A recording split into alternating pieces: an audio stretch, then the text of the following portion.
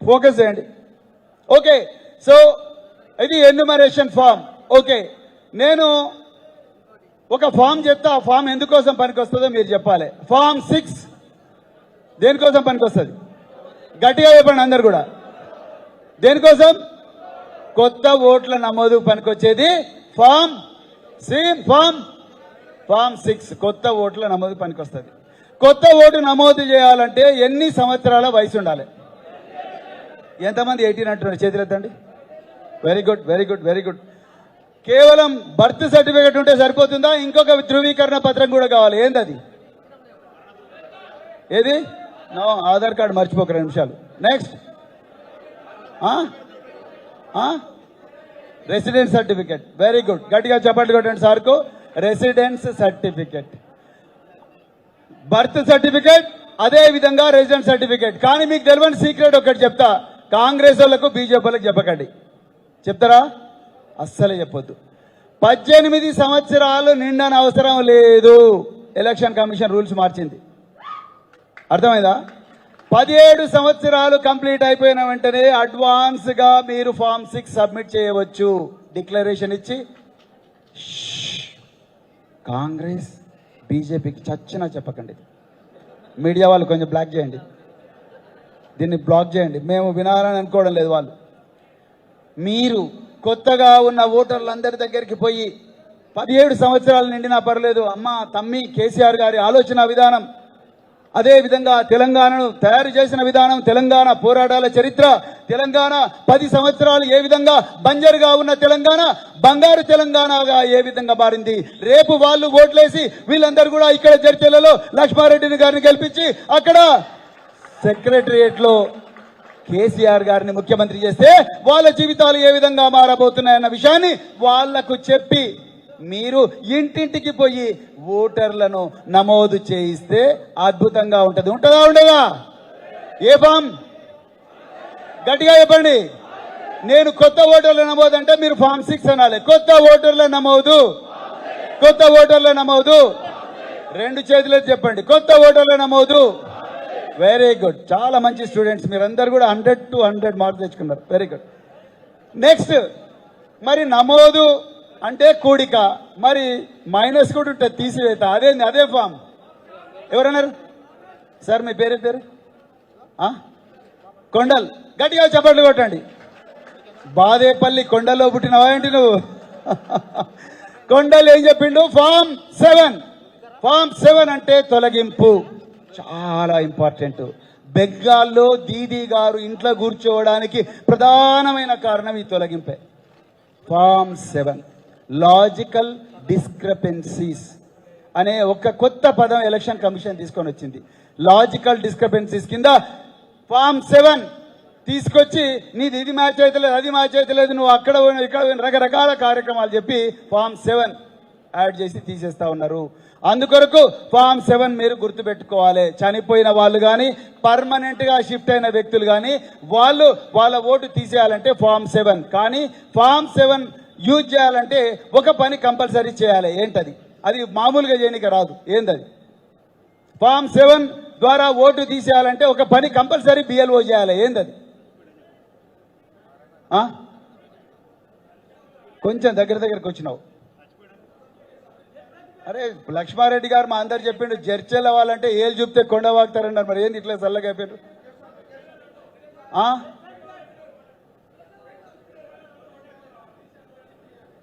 ఎవరన్నారు? నోటీస్ అండి, ఎవరన్నారు సార్? మీరు లేండి, గట్టిగా చప్పట్లు కొట్టండి. కొట్టండి బాయ్, కొట్టండి. దోసా ప్యాలెస్ లో దోసా తినిపిస్తాను నీకు జడ్చర్ల టౌన్ లో. ఓకే, నోటీస్ ఇవ్వాలి. ఫామ్ 7 యూజ్ చేయాలంటే నీకు నోటీస్ ఇవ్వాలి. ఎవడన్నా నీ ఓటు తీసేసిందంటే నా నోటీస్ ఎక్కడుంది అని నువ్వు అడగాలి. తెలంగాణలో 89 లక్షల మంది ఓట్లు ఇప్పటికి కూడా మ్యాప్ కాలేదు. చివరికి ప్రవీణ్ కుమార్ ఓటు కూడా ప్రమాదంలో పడ్డది. నా స్టోరీ కూడా చెప్తా మీకు, లాస్ట్లో చెప్తా. ఇక అయిపోయింది, దగ్గరకు వచ్చినాం మనం. ఓకే, ఫామ్ 7 అయిపోయింది. నెక్స్ట్ ఇంకొకటి ఉంది, ఫామ్ 8. అంటే ఏంటి? మార్పులు. నేను ఫామ్ 8 అంటే మార్పులు చేర్పులు అనాలి. ఫామ్ 8 మీరు అన్నారా? ఫామ్ 8 మార్పులు చేర్పులు. ఇది ఏది చేసినా కూడా తప్పనిసరిగా బిఎల్ఓకి ఇచ్చి అక్నాలెడ్జ్మెంట్ తీసుకోవాలి. అక్నాలెడ్జ్మెంట్ తీసుకోకపోతే నీది చెల్లదు అంటే దాన్నే అక్నాలెడ్జ్మెంట్. ఆ రసీదు కంపల్సరీ తీసుకోవాలి మిత్రులారా. ఈ 4 forms, enumeration form, form 6, form 7, form 8, ఈ 3 కంపల్సరీ, 4 మీరు గుర్తుపెట్టుకోవాలి. చివరిగా ఆగస్టు 1వ తారీఖు నాడు ముసాయిదా ఓటర్ల లిస్ట్ వస్తుంది. ముసాయిదా ఓటర్ల లిస్ట్ వచ్చినప్పుడు బిఎల్ఓను మీరు మీ బస్తీలో, మీ పోలింగ్ స్టేషన్లో, మీరు ఆ ఏరియాలో నిలబెట్టి, మేడం, సార్, మమ్మల్ని కేసీఆర్ గారు అపాయింట్ చేశారు, మేము ఈరోజు ముసాయిదా ఓటర్ల లిస్టులో ఎవరి ఓట్లు తీసేశారు, ఎవరి ఓట్లు యాడ్ చేశారు అనేది మీరు మాకు చెప్పాలి అని చెప్పి వారిని గ్రామ సభ పెట్టమని అడిగి గ్రామ సభ పెట్టమని చెప్పాలి. అందులో డిక్లేర్ చేయాలి, వీళ్ళ ఓట్లు తీసేసినాం, వీళ్ళ ఓట్లు యాడ్ చేసినామని చెప్పాలి. ఓకే, అర్థమైందా మీకు? బిఎల్ఓ చుప్కే చేస్తే నడవదు. కాంగ్రెస్ వాళ్ళ మాటలని, బీజేపీ వాళ్ళ మాటలని చేస్తే నడవదు. బరాబర్ మీరు అడగాల్సిందే. చివరిగా ఇంకొక మాట, నా ఓటు కూడా ప్రమాదంలో పడ్డా. ఎందుకు తెలుసా?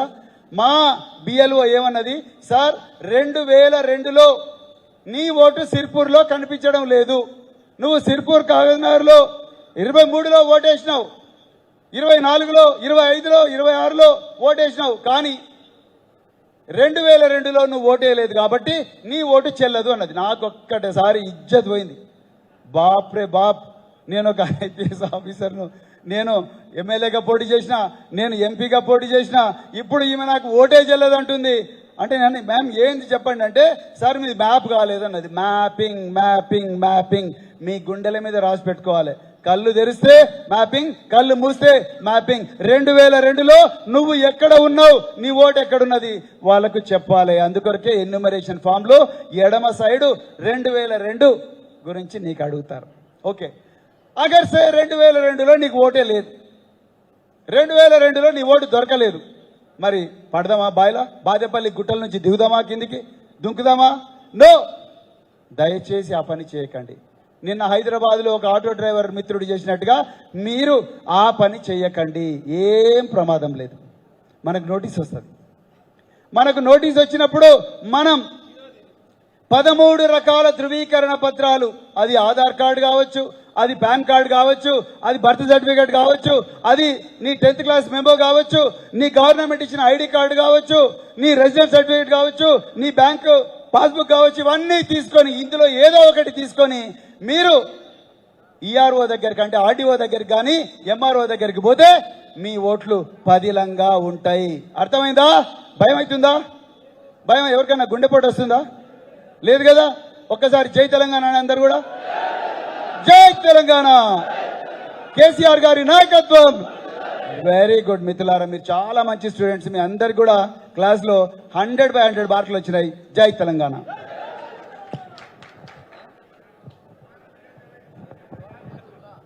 లేడీస్ అండ్ జెంటిల్మెన్, మనం ఇప్పుడు ఎక్కడున్నాం? ఆకాశంలో ఎగురుతా ఉన్నావా? జడ్చర్లకు వచ్చినావు, కానీ విమానం దిగొద్దు. హరీష్ రావు గారు మాట్లాడేదాకా, మిగతా వక్తలు మాట్లాడేదాకా మీరు విమానం దిగొద్దు. మొత్తం మాట్లాడిన తర్వాత మళ్ళీ నేనే వచ్చి దింపుతా. ఓకే, ఓకేనా? జై తెలంగాణ. Thank you sir.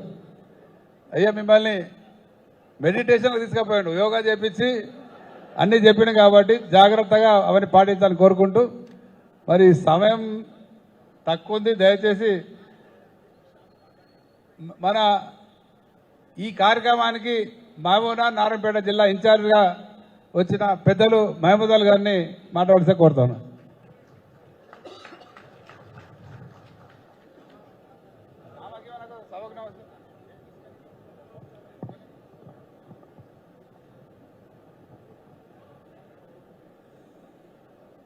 సభాధ్యక్షులు,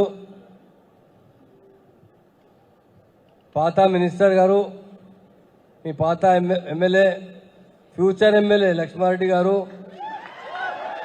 తప్పకుండా భారీ మెజార్టీతో గెలవాలి. మనకు దోగా చేశారు కాంగ్రెస్ పార్టీ.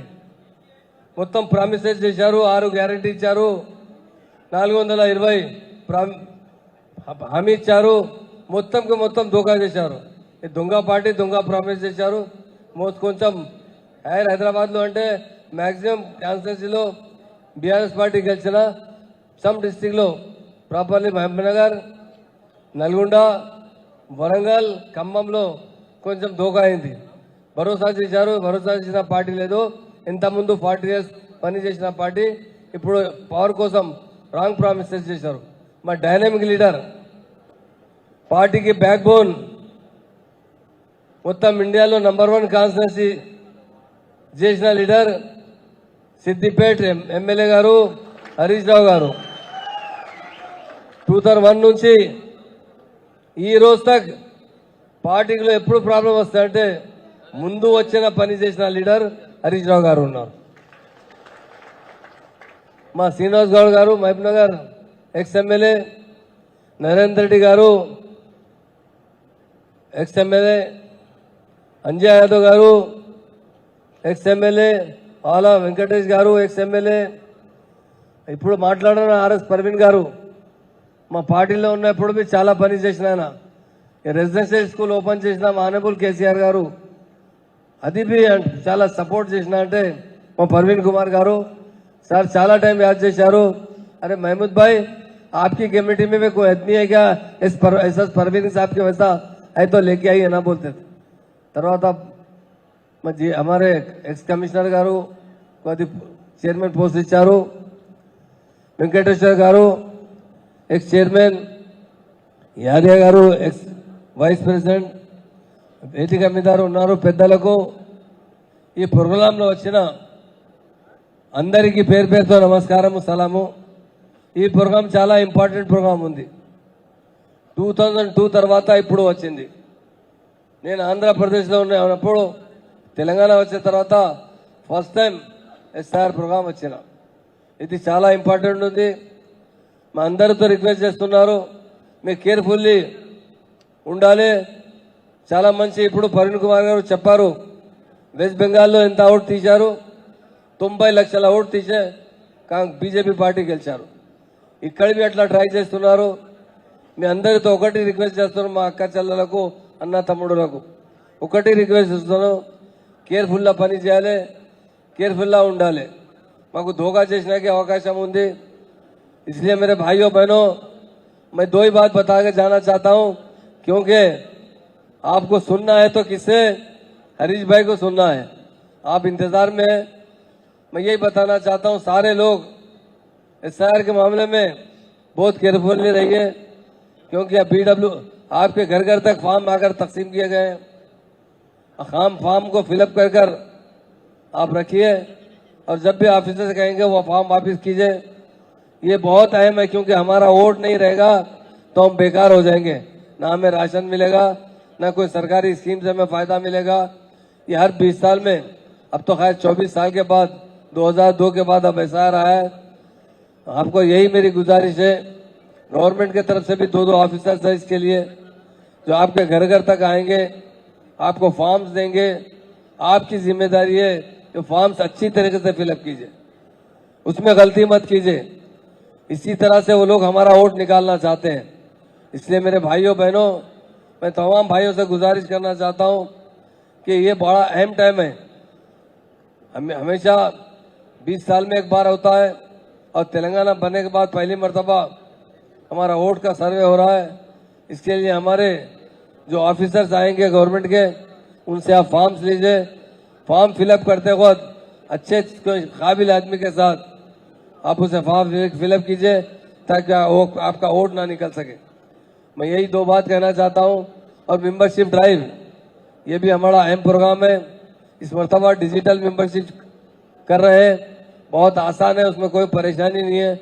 लोग परेशान हो रहे हैं, बस सबसे आसान काम है. उसके लिए हाईकमान से ऑफिसर्स आए, जो लोग आएंगे वो आकर आप लोगों को ट्रेनिंग देंगे. यहाँ कर जो बूथ कमेटी के जो हमारे 2 मेंबर्स रहेंगे, वो जितना हो सके केयरफुली तरीके से मेंबरशिप बढ़ाइए. मैं यही बात, क्योंकि मैं ज़्यादा टाइम हरीश भाई को देना चाहता हूँ, वो ज़्यादा से ज़्यादा आप लोग उनकी बात सुनना चाहते हैं, इसलिए मैं ज़्यादा बात नहीं करना चाहता हूँ. बस आपसे 2 बात की गुजारिश करने आया हूँ. इस शहर में बहुत केयरफुली फॉर्म फिलअप करके दाखिल कीजिए, और जो पहले है उन्हें परेशानी नहीं है, मैं फॉर्म तो फिलअप करना ही पड़ेगा, फिर आपके फोटो लगाना पड़ेगा. और मेंबरशिप ड्राइव में डिजिटल मेंबरशिप है, घर घर जाकर करना पड़ेगा, उसमें आप लोगों की ताउन की जरूरत है। यही कहते हुए मैं अपनी बात खत्म करता हूँ। मुझे वक्त दिया गया है उसका मैं शुक्रिया अदा करता हूँ। जय तेलंगाना, जय जय तेलंगाना। శుక్రియా సార్, ధన్యవాదాలు. సమయం కొంచెం ఆలస్యమైంది. ఇక్కడ రావడానికి యాక్చువల్గా 9:30కే బయలుదేరాం హైదరాబాద్లో. వచ్చేటప్పుడు అడుగున ప్రజలు ఆపి నీరాజనాలు పెట్టండి హరీష్ రావు గారికి. అట్లాగే మిడ్జిల్లో మన ముఖ్య నాయకుడు వెంకటరెడ్డి గారి విగ్రహావిష్కరణ ఉండే, అక్కడ కూడా కొంచెం సమయం తీసుకున్నది. కాబట్టి హరీష్ రావు గారి మాటలు కంటే ముందు మరి శ్రీనివాస్ గౌడ్ గారు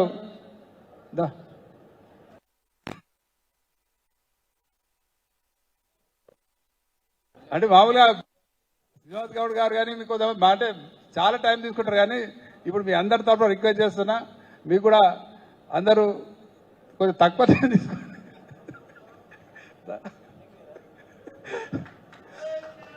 జై తెలంగాణ. గౌరవనీయులు పెద్దలు మీ అభిమాన నాయకుడు లక్ష్మణరెడ్డి గారికి, గౌరవనీయులు మనందరి అభిమాన నాయకుడు, మన ఊర్లలో ఒక ఎద్దుల బండికి వల్పడ దాపడం అంటుంటావా అట్లా ఈరోజు మన పార్టీని భుజాన్ని వేసుకొని మరి ఎక్కడ కష్టాలు వచ్చినా ఎక్కడ ఇబ్బంది వచ్చినా వెంటనే మరి దాన్ని పూర్తి చేయడానికి మరి రేయింబవలు తిరుగుతున్నటువంటి గౌరవనీయులు పెద్దలు మాజీ మంత్రివర్యులు లక్ష్మారెడ్డి గారికి, గౌరవనీయులు మాజీ మంత్రివర్యులు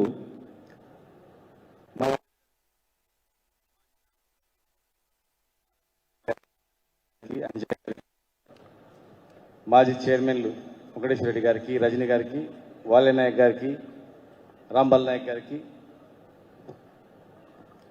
యువ నాయకుడు మాజీ చైర్మన్ గిల్లు శ్రీను గారికి, అభిలాష్ గారికి, రాజు గారికి, వాలే నాయక్ గారికి, నాగిరెడ్డి గారు, యాదవ్ గారు, దయచేసి అందరు క్షమించాలి. అందరికీ పేరు పేరున ప్రతి ఒక్కరి పేరు పేరు నమస్కారం తెలియజేస్తూ, సమయం కూడా దాటిపోయింది కనుక 2 నిమిషాలు మాట్లాడతాను. నేను చాలా విషయాలు ఆర్ఎస్ ప్రవీణ్ కుమార్ గారు మన పెద్దలు ప్రధాన కార్యదర్శి గారు వారు మొత్తం చాలా వివరించారు. క్లియర్గా మనకేం డౌట్ కూడా లేదు. పోతే లక్ష్మారెడ్డి గారు సభ్యత్వం కూడా చెప్పిండు. ఇలా రాష్ట్రంలో టీఆర్ఎస్ సైనికులు ప్రతి ఒక్కరు కూడా ఇదే పనిలో ఉన్నారు. సభ్యత్వం ఎప్పుడు స్టార్ట్ అవుతుంది, ఎప్పుడు చేయాలి, ఒక్క ఓటు పోకుండా మనం ఏం చేయాలనేది కనుక దాని పూర్తి వివరాలు మీకు వివరించానని చెప్పాను.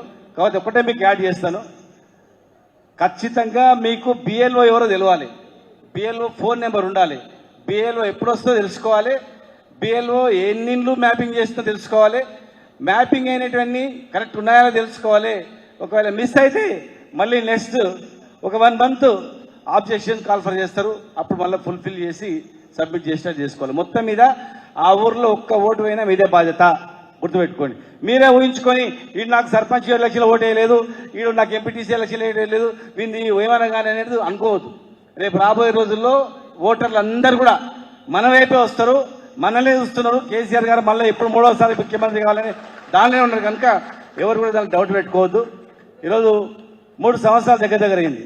ఇక్కడ ఉన్నటువంటి వాళ్ళు చాలా మంది వ్యాపారస్తులు కావచ్చు, ఇంకా రకరకాలుగా రాజకీయ నాయకులు కావచ్చు, ఎన్నో ప్రలోభాలు పెట్టినా ఎవరు కూడా చెక్కు చేరలేదు.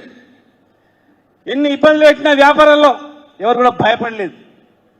భయపడకుండా, అదరకుండా, బెదరకుండా జడ్చర్లలో కావచ్చు, మహబూబ్నగర్ జిల్లాలో కావచ్చు, రాష్ట్రం మొత్తముగా బీఆర్ఎస్ సైనికులు చాలా పట్టుదలతో, కసితో ఇలా మళ్ళీ అధికారం తెచ్చుకోవాలని ఏ దానికి లొంగకుండా ఉన్నారు. కనుక మీరు ఏ అపోలు పోవద్దు. పోయిన వాళ్ళు పోయినరు, రాష్ట్రంలో మంత్రులైనటువంటి వాళ్ళు పోయినరు, కొంతమంది ఎమ్మెల్యేలు చేసినటువంటి వాళ్ళు పోయినరు. పోయినోడు ఏంటంటే బాధ్యత లేనాడు. ఇలా ఉన్నవాళ్ళు, బాధ్యత ఉన్నవాళ్ళు, కార్యకర్తలు కావచ్చు, నాయకులు కావచ్చు, 100% మిమ్మల్ని కంటికి రెప్పలా మేము కాపాడుకుంటాం గ్యారంటీగా. ఉద్యమంలో సంబంధం లేనటువంటి వాళ్ళు ఎంతో మందిని హక్కులు తెచ్చుకొని వీళ్ళు రేపు రాష్ట్రానికి ఉపయోగపడుతుంది అనుకుంటే దొంగలే కదా, వాళ్ళ బుద్ధి ఓనించుకోరిపోయింది. అందుకే మిగిలిన వాళ్ళు గట్టిగా ఉన్నారు, నికాల్సైనటువంటి వాళ్ళు ఉన్నారు, నాయకులు కూడా. రేపు రాబోయే రోజుల్లో కేసీఆర్ గారి నాయకత్వంలో లక్ష్మారెడ్డి గారు కానీ, మేము కానీ, ఇంకా చాలా మంది కానీ పక్కా 10 సంవత్సరాలు ఈ జిల్లా అభివృద్ధిలో మేము భాగస్వామ్యం అవుతాం. ఎట్టి పరిస్థితుల మేము విజయం. మిమ్మల్ని ఇబ్బంది పెట్టిన వాళ్ళని కూడా ఎవరిని కూడా వదిలిపెట్టాం, గుర్తుపెట్టుకోండి. మీరు ఎవరు భయపడకండి. మనం జైళ్ళకు పోయిన వాళ్ళం. సమైక్య ఆంధ్రప్రదేశ్లోనే ఎవరికి భయపడకుండా గల్లబట్టి నిలదీసిన మనం, జైలు గోడలు బద్దలు కొట్టిన మనం, దొంగలు వచ్చిర్రు పోయిన. ఇలా నికాల్సినటువంటి నాయకులు కార్యకర్తలు ఉన్నారు. ఇలా మనం తెలంగాణ తెచ్చిన పార్టీ మనది, రాష్ట్రాన్ని తెచ్చిన పార్టీ, తెచ్చిన నాయకుడు ముఖ్యమంత్రి అయిన ఆయన నాయకత్వంలో మనం 14 సంవత్సరాలు కొట్లాడినాం. సమైక్య ఆంధ్రప్రదేశ్లో కరుడు కట్టాలని భయపడలేదు మనం. వీళ్ళంతెంత. మరి నేను కేరళ పోయినప్పుడు, నిన్న కేరళలో త్రివేంద్రంలో నారాయణ గురు ఉత్సవాలకు నేను ముఖ్య అతిథిగా కలిసింది. తెలంగాణ నుంచి పోయినా అక్కడ చాలా మంది కేసీఆర్ ఎట్లా పడిపోయినా, అసలు మేము పంటలు ఎక్కువ పండిస్తాం కానీ మాకన్నా ఎక్కువ పంటలు పండించిండు, రైతులు ఎట్లా మోసం చేసిండ్రా, రైతులు ఎట్లా లేదని బాధపడరాళ్ళు చాలా మంది. ఒకరు కాదు, ఇద్దరు కాదు. ఆశ్చర్యపోయిన వాళ్ళు, ఇంత సంస్కరణ ఉన్నటువంటి వ్యక్తిని ఎట్లా కొట్టుకున్నాను. పొరపాటు అయిపోయింది, ఆశకు పడ్డారు, కానీ మళ్ళీ ఒకసారి పొరపాటు చేయాలని కూడా వాళ్ళకి చెప్పొచ్చినాం. కనుక మీరు ఎవరు కూడా డౌట్ పడకండి. చాలా మంది బీఆర్ఎస్ పోతుంది, భూమి ఉన్నంత వరకు బీఆర్ఎస్ ఉంటుంది, గుర్తుపెట్టుకోండి. ఎవడు కూడా దాన్ని ఏం చేయలేడు. ఉట్టి మాటలేవన్నీ కూడా. ఎవడు వేస్తారు చెప్పండి? రైతులు వేస్తారా? రైతులు వేస్తారా? రిటైర్డ్ ఉద్యోగులు వేస్తారా? చేతులు వేసి చెప్పండి. చేతులు వేస్తారా? రైతులు వేస్తారా? రిటైర్డ్ ఉద్యోగులు వేస్తారా? విద్యార్థులు వేస్తారా? యువకులు వేస్తారా? మరి 4000 పెన్షన్ పెంచని ముసలి వాళ్ళు వేస్తారా? మోసం చేసిన వికలాంగులు మోసం చేసిన వాళ్ళు వేస్తారా? ఎవరు వేస్తారు? మైనార్టీలు వేస్తారా? ఎస్సీలు వేస్తారా? ఎస్టీలు వేస్తారా? 42% రిజర్వేషన్ ఇస్తారని మోసం చేసినటువంటి బీసీలు వేస్తారా? ఎవరు వేస్తారు? ఎవ్వడేరు. కనుక వచ్చేది మన ప్రభుత్వమే, 10 సంవత్సరాలు ఉండేది మనమే. ఖచ్చితంగా లక్ష్మణ్ రెడ్డి గారు, మేము మిగతా నాయకులం కలిసి ఈ జిల్లాలో మిగిలిపోయిన పనులు మనమే చేస్తాం. 90% కంప్లీట్ అయింది పాలమూరు రంగారెడ్డి జిల్లా ప్రాజెక్టు. కాలువలు టెండర్ ఇచ్చినాం. ఇప్పటి వరకు కూడా 3 ఏళ్ళు లేక కాలువలు తవ్వుతున్నారు. వాళ్ళు తోగరు, గుర్తుపెట్టుకోండి. వచ్చినాక మళ్ళీ మనం తోగేది మనమే, కాలువలు మనమే తోగుతాం, ప్రాజెక్టు మనమే ఆపుతాం, ప్రాజెక్టు కొత్త మనమే చేస్తాం. మళ్ళీ ఈ జిల్లాకు పూర్వవైభవం ఖచ్చితంగా మేము తీసుకొస్తాం. ఎవరు భయపడకుండా ఖచ్చితంగా ఉండండి. కొంతమంది పోయినోడు పోయిండు, కొంతమంది 2 దిక్కుల కాలు పెట్టిండు. రాత్రిపూట వాడిని ఫోన్ చేస్తాడు, పొద్దుగాల పూట మీకు ఫోన్ చేస్తుంటాడు. మెల్లమెల్లగా గిరాకీ పెరిగింది. మొత్తం టర్న్ అయ్యింది. ఇక్కడ మొత్తం టర్న్ అవుతారు. మేము అన్ని కూడా గమనిస్తున్నాం, ప్రతి ఒక్కరిని గమనిస్తున్నాం. గుర్తుపెట్టుకోండి, ప్రతి ఒక్క కార్యకర్తని, ప్రతి ఒక్క నాయకుని, ప్రతి ఒక్క అధికారిని, ముఖ్యంగా కొంతమంది పోలీస్ అధికారులు మొత్తం 70% మంచి వాళ్ళు. కానీ కొంతమంది ఇసుక మామూళ్లకు, మిగతా మామూలుగా ఆశపడి మన కార్యకర్తలు ఇబ్బంది పెడతా ఉన్నారు. మన కార్యకర్తలు ఇబ్బంది పెట్టినోడు ఎవడైనా సరే, ఎంతటి వాడైనా సరే, బొక్కల జొర్రని పట్టుకొచ్చి మీ ఊర్లో మీ ముందర ఖచ్చితంగా నిలబెడతామని ధైర్యంగా ఎదుర్కొని ఉండాలని చెప్పని మళ్ళొకసారి బ్రహ్మాండమైనటువంటి మెజారిటీతో మరి జిల్లా వ్యాప్తంగా లక్ష్మీరెడ్డి గారితో పాటు జిల్లా వ్యాప్తంగా అందరూ కూడా ఒక సైనికులాగా పనిచేసి మరి ఈ 2 కార్యక్రమాల్లో దిగ్విజయం చేయాలని చెప్పి మీ అందరూ కూడా తెలియజేస్తూ, జై తెలంగాణ, కేసీఆర్ గారి నాయకత్వం, జై హరిశన్న, జై లక్ష్మణ.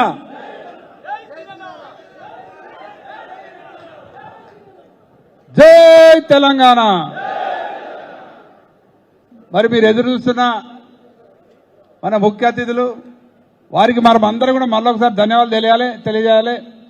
ఎందుకంటే ఈరోజు పటన్ చెరువులో ఒక ఇంపార్టెంట్ మీటింగ్ ఉండే, మరి అది క్యాన్సిల్ చేసుకొని రద్దు చేసుకొని మన కొరకు మరి ఇంత దూరం రావడం జరిగింది.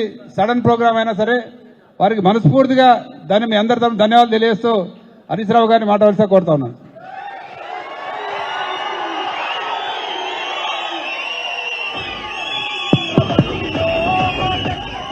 జై తెలంగాణ, జోహార్ తెలంగాణ అమరవీరులకు, కేసీఆర్ గారి నాయకత్వం, జై తెలంగాణ. కరెక్ట్ గా 2 అయింది. మరి ఆకలి అవుతుందా? 2 బజే హో గయా. ఓకే కదా? ఎంత టైం ఇస్తారు? లేవరు కదా? గంట ఇస్తారా? 2 घंटा పక్కా? Bath pay.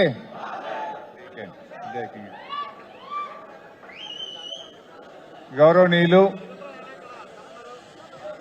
మీ అందరి అభిమాన నాయకుడు,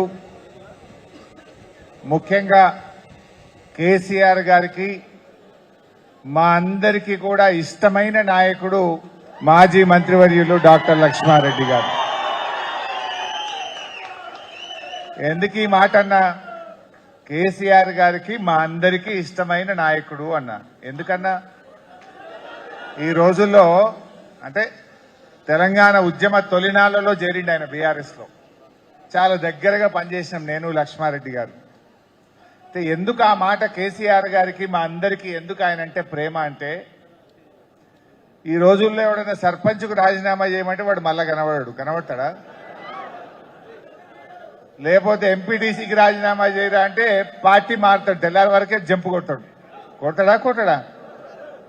రేవంత్ రెడ్డి లాంటోడు రాజీనామా చేయరా అంటే జిరాక్స్ కాగితం ఇస్తాడు. తెలంగాణ కోసం రాజీనామా చేయమంటే జిరాక్స్ కాగితం ఎవరు ఇచ్చిండ్రు? కానీ ఇక్కడ ఉద్యమం బలంగా లేదు. మహబూబ్ నగర్ జిల్లాలో గెలిచిన ఒకే ఒక్క ఎమ్మెల్యే. మేము అసెంబ్లీలో కూర్చున్నాం. మా దగ్గర అయితే కొద్దిగా కష్టమేనే. మీ ఉత్తర తెలంగాణలో వచ్చినంత ఊపు అప్పుడు ఇంకా మహబూబ్ నగర్లో రాలే. నేను గెలుస్తానో గెలవనో నాకు డౌటే ఉన్నది. కానీ మన నాయకుడు కేసీఆర్ చెప్పిండు, నిజాయితీగా రాజీనామా చేస్తా.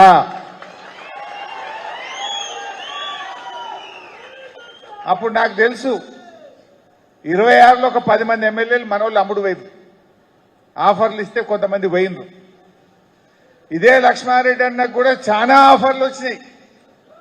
కానీ నాకు ఏ ఆఫర్లు వద్దు, తెలంగాణ ముద్దు అని చెప్పి రాజీనామా చేసిన నాయకుడు మీ లక్ష్మారెడ్డి. పాపం దాని ఎఫెక్ట్ ఏందో తెలుసా? 2009లో మనం పొత్తు పెట్టుకున్నాం. అనే పొలిటికల్ కంపల్షన్. కేసీఆర్ గారికి ఏంటంటే రాజకీయ ప్రక్రియలో అన్ని పార్టీలను ఒప్పించి మెప్పించి తెలంగాణ తేవాలి. అప్పుడు తెలుగుదేశంతో జై తెలంగాణ అనిపించి వాళ్ళ మెడలు కూడా గులాబీ కండువా ఏపించి మనం టీడీపీతో పొత్తు పెట్టుకున్నాం. ఆ పొత్తుల్లో పాపం లక్ష్మారెడ్డి గారికి టికెట్ రాలే. ఇంకోడైతే జంపు కొట్టి తెల్లారికి ఇంకో పార్టీలో టికెట్ తెచ్చుకోడా?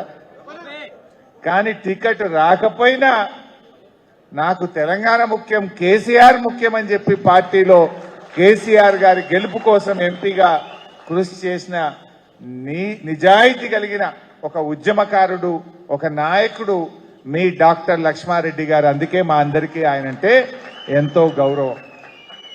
ఒక నాయకుడు ఎట్లుండాలంటే పార్టీ పట్ల, లీడర్ పట్ల ఒక నిబద్ధతకు, నిజాయితీకి మారు పేరులో ఒకరు డాక్టర్ లక్ష్మారెడ్డి గారు. అందుకే ఆయనంటే మాకెంతో గౌరవం. మరొక మాజీ మంత్రివర్యులు, ఉద్యమ నాయకుడు. ఈ మధ్య రేవంత్ రెడ్డి కూడా తెలంగాణ ఉద్యమం గురించి మాట్లాడుతుండబ్బా. త్యాగాల గురించి, ఉద్యమాల గురించి, అమరుల గురించి మాట్లాడితే ఎట్లుందంటే ఏదో నవ్విపోదురు గాక నాకేమి సిగ్గన్నట్టు. మా శ్రీనివాస్ గౌడ్ అన్న చేసిన పోరాటం, త్యాగం, అప్పుడు ఇట్లా నీ ఉద్యోగం ఉడదీక్తాం, నిన్ను జైల్లో పెడతాం అంటే నాకు గాదిరబై నా ఉద్యోగం కంటే తెలంగాణ ఉద్యమమే ముఖ్యం అని ఎంతో పోరాటం చేసి అధికారంలో లేకపోయినా కేసీఆర్ అడుగుజాడల్లో ఒక మున్సిపల్ కమిషనర్ గా ఉంటూ ఉద్యమం చేసినటువంటి మన పాలమూరు ముద్దుబిడ్డ శ్రీనివాస్ గౌడ్ గారు. మరో మాజీ మంత్రివర్యులు. అప్పుడు తెలంగాణ వస్తుందంటే చాలా మంది నమ్మలే. కానీ 2001లో ఆనాడు ఓల్డ్ సిటీ నుంచి కేసీఆర్ నాయకత్వంలో వచ్చి మేము ఢిల్లీకి కార్లలో పోతే మా వెంట ఢిల్లీకి కార్లలో కూడా వచ్చిన ఉద్యమ నాయకుడు మరి మహమూద్ అలీ గారు. అదేవిధంగా మాజీ శాసనసభ్యులు గౌరవనీయులు ఆల వెంకటేశ్వర రెడ్డి గారు, మా అంజయ్య యాదవ్ గారు, నరేందర్ రెడ్డి గారు, కార్పొరేషన్ చైర్మన్లు వాలియా నాయక్ గారు, అదేవిధంగా సోదరిమణి క్షమించాలి మన పాలమూరు ముద్దుబిడ్డ, మరో గొప్ప నాయకుడు. నిజంగా ఈరోజు ఈ తెలంగాణ అభివృద్ధి జరగాలి. ఈ తెలంగాణ మళ్ళీ కేసీఆర్ చేతుల్లో ఉంటేనే సుభిక్షంగా ఉంటుందని చెప్పి ఇవాళ మరి కేసీఆర్ నాయకత్వంలో బీఆర్ఎస్ లో చేరి పార్టీ బలోపేతం కోసం నిరంతరం కృషి చేస్తున్న మన పార్టీ ప్రధాన కార్యదర్శి పాలమూరు గర్వించదగ్గ బిడ్డ ఆర్ఎస్ ప్రవీణ్ గారు.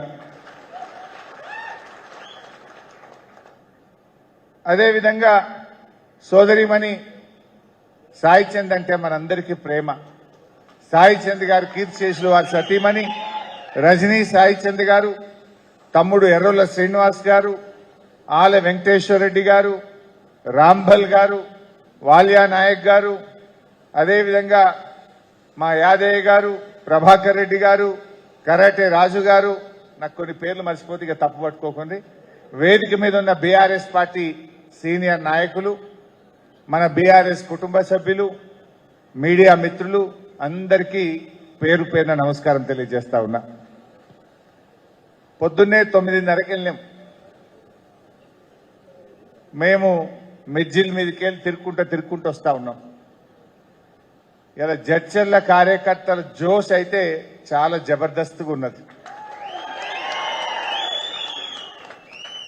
మీ అందరి జోష్ నేను పొద్దు నుంచి చూస్తా ఉన్నా. ఇక ఖచ్చితంగా బీఆర్ఎస్ పార్టీ అధికారంలోకి వచ్చేది ఖాయం అని చెప్పి అనిపిస్తా ఉంది. కాంగ్రెస్ పార్టీ పరారయ్యేది కూడా ఖాయమే. ఇక ఈరోజు ఏం జరుగుతా ఉంది? రేవంత్ రెడ్డి గారు ఇలా హైదరాబాద్ లో మీటింగ్ పెట్టిండు. రైతుల ఆశీర్వాద సభ, రైతుల ఆశీర్వాద సభనట. నా దృష్టిలో రేవంత్ రెడ్డి గారు రైతుల ఆశీర్వాద సభ కాదు నువ్వు పెట్టుకోవాల్సింది, రైతు వంచన సభ అని పెట్టుకో. రైతుల్ని అడుగడుగున వంచినవు, రైతుల్ని అడుగడుగున మోసం చేసిండు కదా రేవంత్ రెడ్డి. మొన్న యాసంగి రైతు బంధు పడ్డదా? మా దగ్గరికే సిద్దిపేటకి వచ్చిండు. మా దగ్గరికి వచ్చి ఏం చెప్పిండు? ఇగో ఇవాళ ఎకరానికి రైతు బంధు వేస్తున్నా, 45 రోజుల్లో మొత్తం 9,000 కోట్ల రూపాయల రైతు బంధు వేస్తా అన్నాడు. పడ్డాయా మరి? 45 100 రోజులకు వచ్చింది. 100 రోజులకు వచ్చింది. ఆ రైతు బంధు వేయలే గాని మళ్ళీ ఇప్పుడు వానకాలం రైతు బంధు ఇవాళ ఒక 2 ఎకరాలకు వేస్తారట.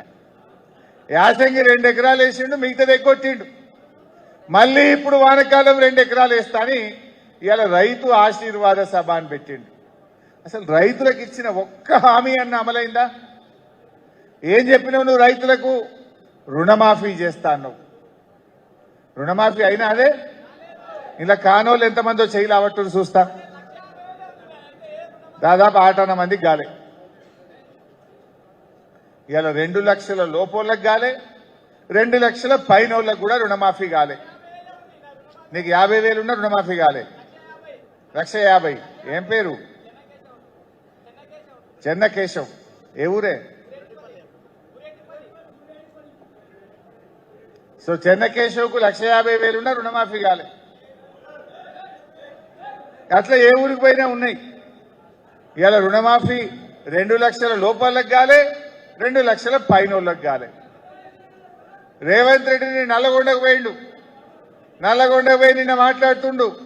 ఒట్టేసి చెప్తున్నా, వచ్చే ఎన్నికల్లోపు మూసి పూర్తి చేస్తా అంటుండు. ఒట్టేసి చెప్తున్నా మూసి పూర్తి చేస్తా అంటాడు. అసలు ఆ ఒట్టు అనే దానికి ఇట్ట ప్రాణం ఉంటే రేవంత్ రెడ్డి పెట్టే ఒట్లకు అది ఉరిపెట్టుకొని చచ్చిపోతుండే. ఏం ఒట్లు పెట్టుడు? అప్పుడు పార్లమెంట్ ఎన్నికల ముందు ఏమన్నాడు? కనబడ్డ దేవుని మీదల్లో ఒట్టు పెట్టిండు. పెట్టలే? మన పాలమూరు కురుమూర్తి మీద కూడా పెట్టిండు. 15 ఆగస్టు కల్లా రైతు రుణమాఫీ చేసి తీరుతా అన్నాడు. భూమి బద్దలైనా, ఇటున్న సూర్యుడు అటు పొడిచినా, తుఫాన్లు వచ్చినా, భూకంపం వచ్చినా 15 ఆగస్టు కల్లా రుణమాఫీ చేస్తా అన్నాడు. అయినా అదే మరి? చాలా సార్లు అసెంబ్లీలో అడిగినాం, అయ్యా రేవంత్ రెడ్డి రుణమాఫీ అయిందంటున్నావు కదా, నీ ఊరికే పోదాం, నీ ఊర్లోనే కసీర్ కాడ రుణమాఫీ అయిందా లేదా అడుగుదాం. 100% అయిందంటే మేము రాజీనామా చేస్తాం, నువ్వు తయారా రేవంత్ రెడ్డి అని అడిగినాం. సప్పుడు లేదు. ఇవాళ పొద్దునే తుమ్మల నాగేశ్వరరావు మాట్లాడుతుండు, ఏ రుణమాఫీ మొత్తం అయిపోయింది, మొత్తం అయిపోయింది. మరి మా జడ్చర్లలో మా తమ్ముళ్ళని అడిగితే సగం మంది మాకు ఇంకా రుణమాఫీ కాలేదంటుండు. అంటే రేవంత్ రెడ్డి ఎంత జూటేబాజ్ బట్టేబాజ్ అంటే దేవుడు మీద ఒట్టు పెట్టి పాలమూరు బిడ్డల గౌరవాన్ని తీసేసింది. పాలమూరు బిడ్డలంటే ఎంత మంచోళ్ళు, స్వచ్ఛమైన పాల లాంటి వాళ్ళు,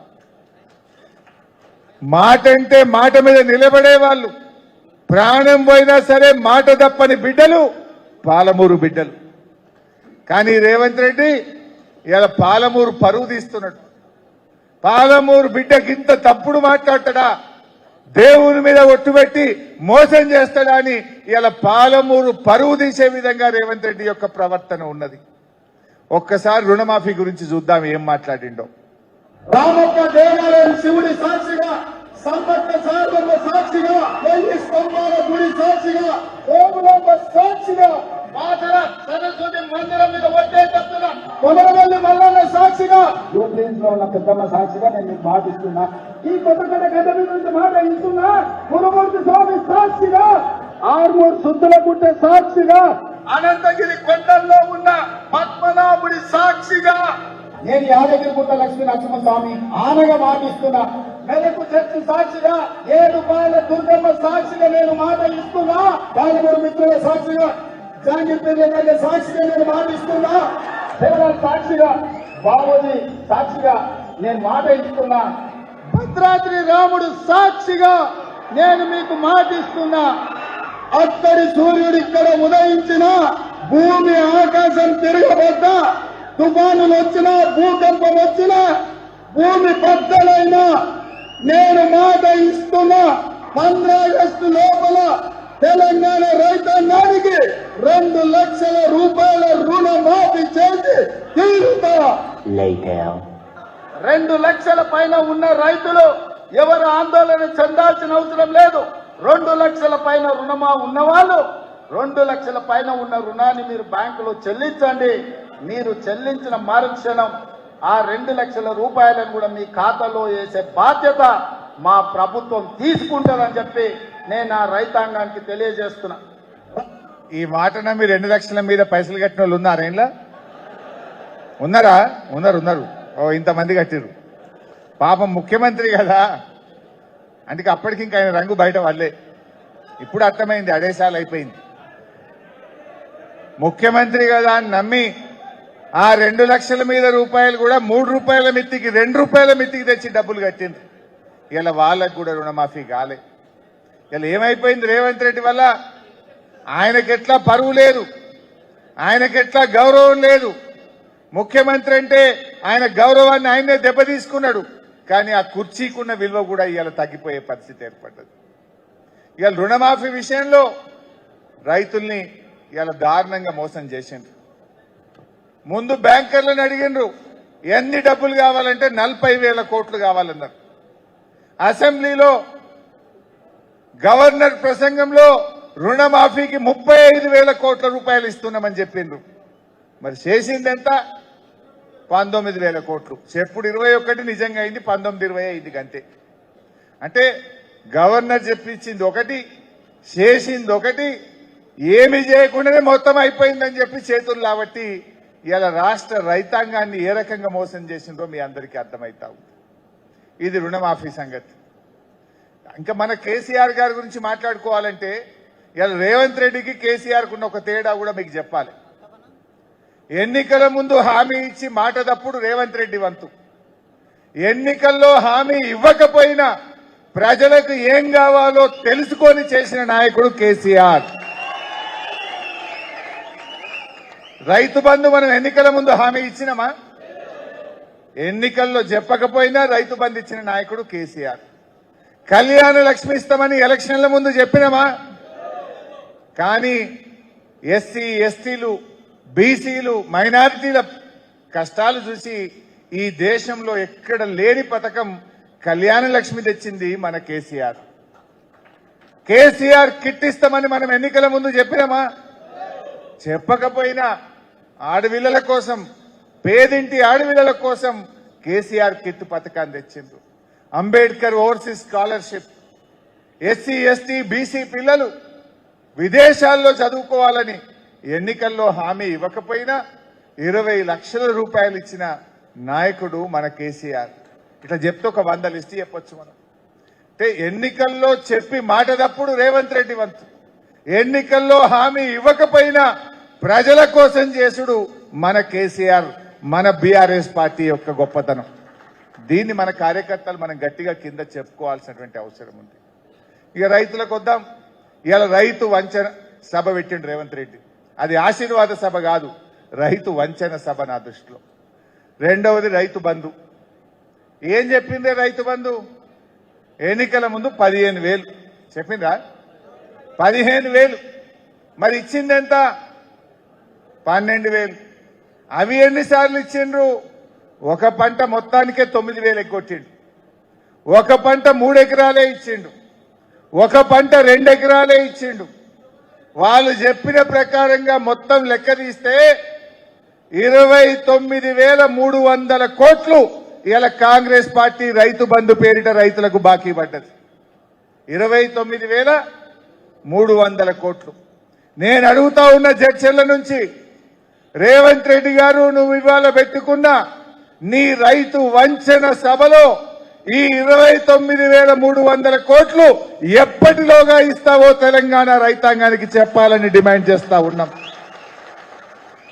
నువ్వు రైతులకు బాకీ పడ్డ ఈ 30,000 కోట్ల రైతు బంధు డబ్బులు ఎన్ని రోజుల్లోగా ఇస్తావో ఇవాళ రైతులకు చెప్పాలని తెలంగాణ రైతుల పక్షాన, బీఆర్ఎస్ పార్టీ పక్షాన ఇవాళ నేను రేవంత్ రెడ్డి గారిని అడుగుతా ఉన్నా. మీ జిల్లాలో ఒక మంత్రి ఉంటాడు, జూపల్లి కృష్ణారావు. ఆయన ఏం మాట్లాడతాడో, మతిండి మాట్లాడతాడో, మతిరేక మాట్లాడతాడో నాకైతే అర్థం కాదు. నేను మొన్న గిదే ముచ్చట అడిగితే ఆయన అంటాడు, ఏమయ్యా హరీష్ రావు, మేము బోనస్కి ఇచ్చినన్ని పైసలు కాదు, మేము 3 సార్లు ఎగ్గొట్టినాయి అన్నాడు. 3 సార్లు ఎగ్గొట్టినా అని ఒప్పుకున్నాడు. కానీ మేము ఇచ్చిన బోనస్, రైతులకు ఇచ్చిన బోనస్ పైసలు అంత కాదు మేము ఎగ్గొట్టింది అన్నాడు. నువ్వు ఇచ్చిన బోనస్ ఎంత? నీ బోనస్ బోగస్ అయింది. ఎలక్షన్ల ముందు అన్ని పంటలకు బోనస్, ఎన్నికలైనాక వరి పంటకే బోనస్, ఒక ఏడాది తిరగంగానే సన్నాలకే బోనస్. ఇప్పుడు ఈ సంవత్సరం ఆ సన్నాల్లో 33 రకాలు కాదు 7 రకాలకే బోనస్. అన్ని పంటలకేలి, వరికేలి, సన్నాలకేలి, 33కేలి 7 రకాల సన్నాలకు వచ్చింది. పోనీ అదన్న కరెక్ట్ ఇచ్చిండ్రా? 2 వానకాలాలు ఇచ్చిండ్రు, 2 యాసంగిలు ఎగ్గొట్టిండ్రు. మొన్న యాసంగి బోనస్ వచ్చిందా? అంతకుముందు యాసంగి బోనస్ వచ్చిందా? ఇచ్చింది అంతా తిప్పి తిప్పి కొట్ట 2-3 వేల కోట్లు. మీరిచ్చిన బోనస్ 2-3 వేల కోట్లు, మీరిచ్చిన బోనస్ 3,000 కోట్లు అయితే ఎగ్గొట్టిన రైతు బంధు 30,000 కోట్లు. మరి ఏమంటుండి జూపల్లి? మేము ఎగ్గొట్టింది బోనస్ అంత కాదంటుండు. నువ్వు ఎగ్గొట్టింది 30,000, ఇచ్చింది 3,000. ఇప్పటికైనా సరి చేసుకో మిస్టర్ జూపల్లి కృష్ణారావు అని చెప్పి నేను మనవి చేస్తా ఉన్నా. అంటే బోనస్ చూస్తే ఇట్లా మోసం చేసిండ్రు, రుణమాఫీ చూస్తే అట్లా మోసం చేసిండ్రు, మరి రైతు బంధు చూస్తే ఎట్లా మోసం జరిగిందో మీరు చూసిండ్రు. ఈ 3కు పోతే ఇక యూరియా. కేసీఆర్ గారు ఉన్నప్పుడు ఎప్పుడైనా యూరియాకి ఇబ్బంది అయిందా? ఏ రోజన్నా మీ ఆటో డ్రైవర్ చెప్తే 4 బస్తాలు ఇంటికాడ వేసిపోయింది. ఏలే మా లక్ష్మారెడ్డి గారు అయితే ఎంబడబడి తెప్పించి పెడుతుండే. స్టాక్ ఫుల్ గోడౌన్లు కట్టించి స్టాక్ పెట్టించాడు. కానీ ఇలా యూరియా కావాలంటే యాప్లు పెట్టిండ్రు.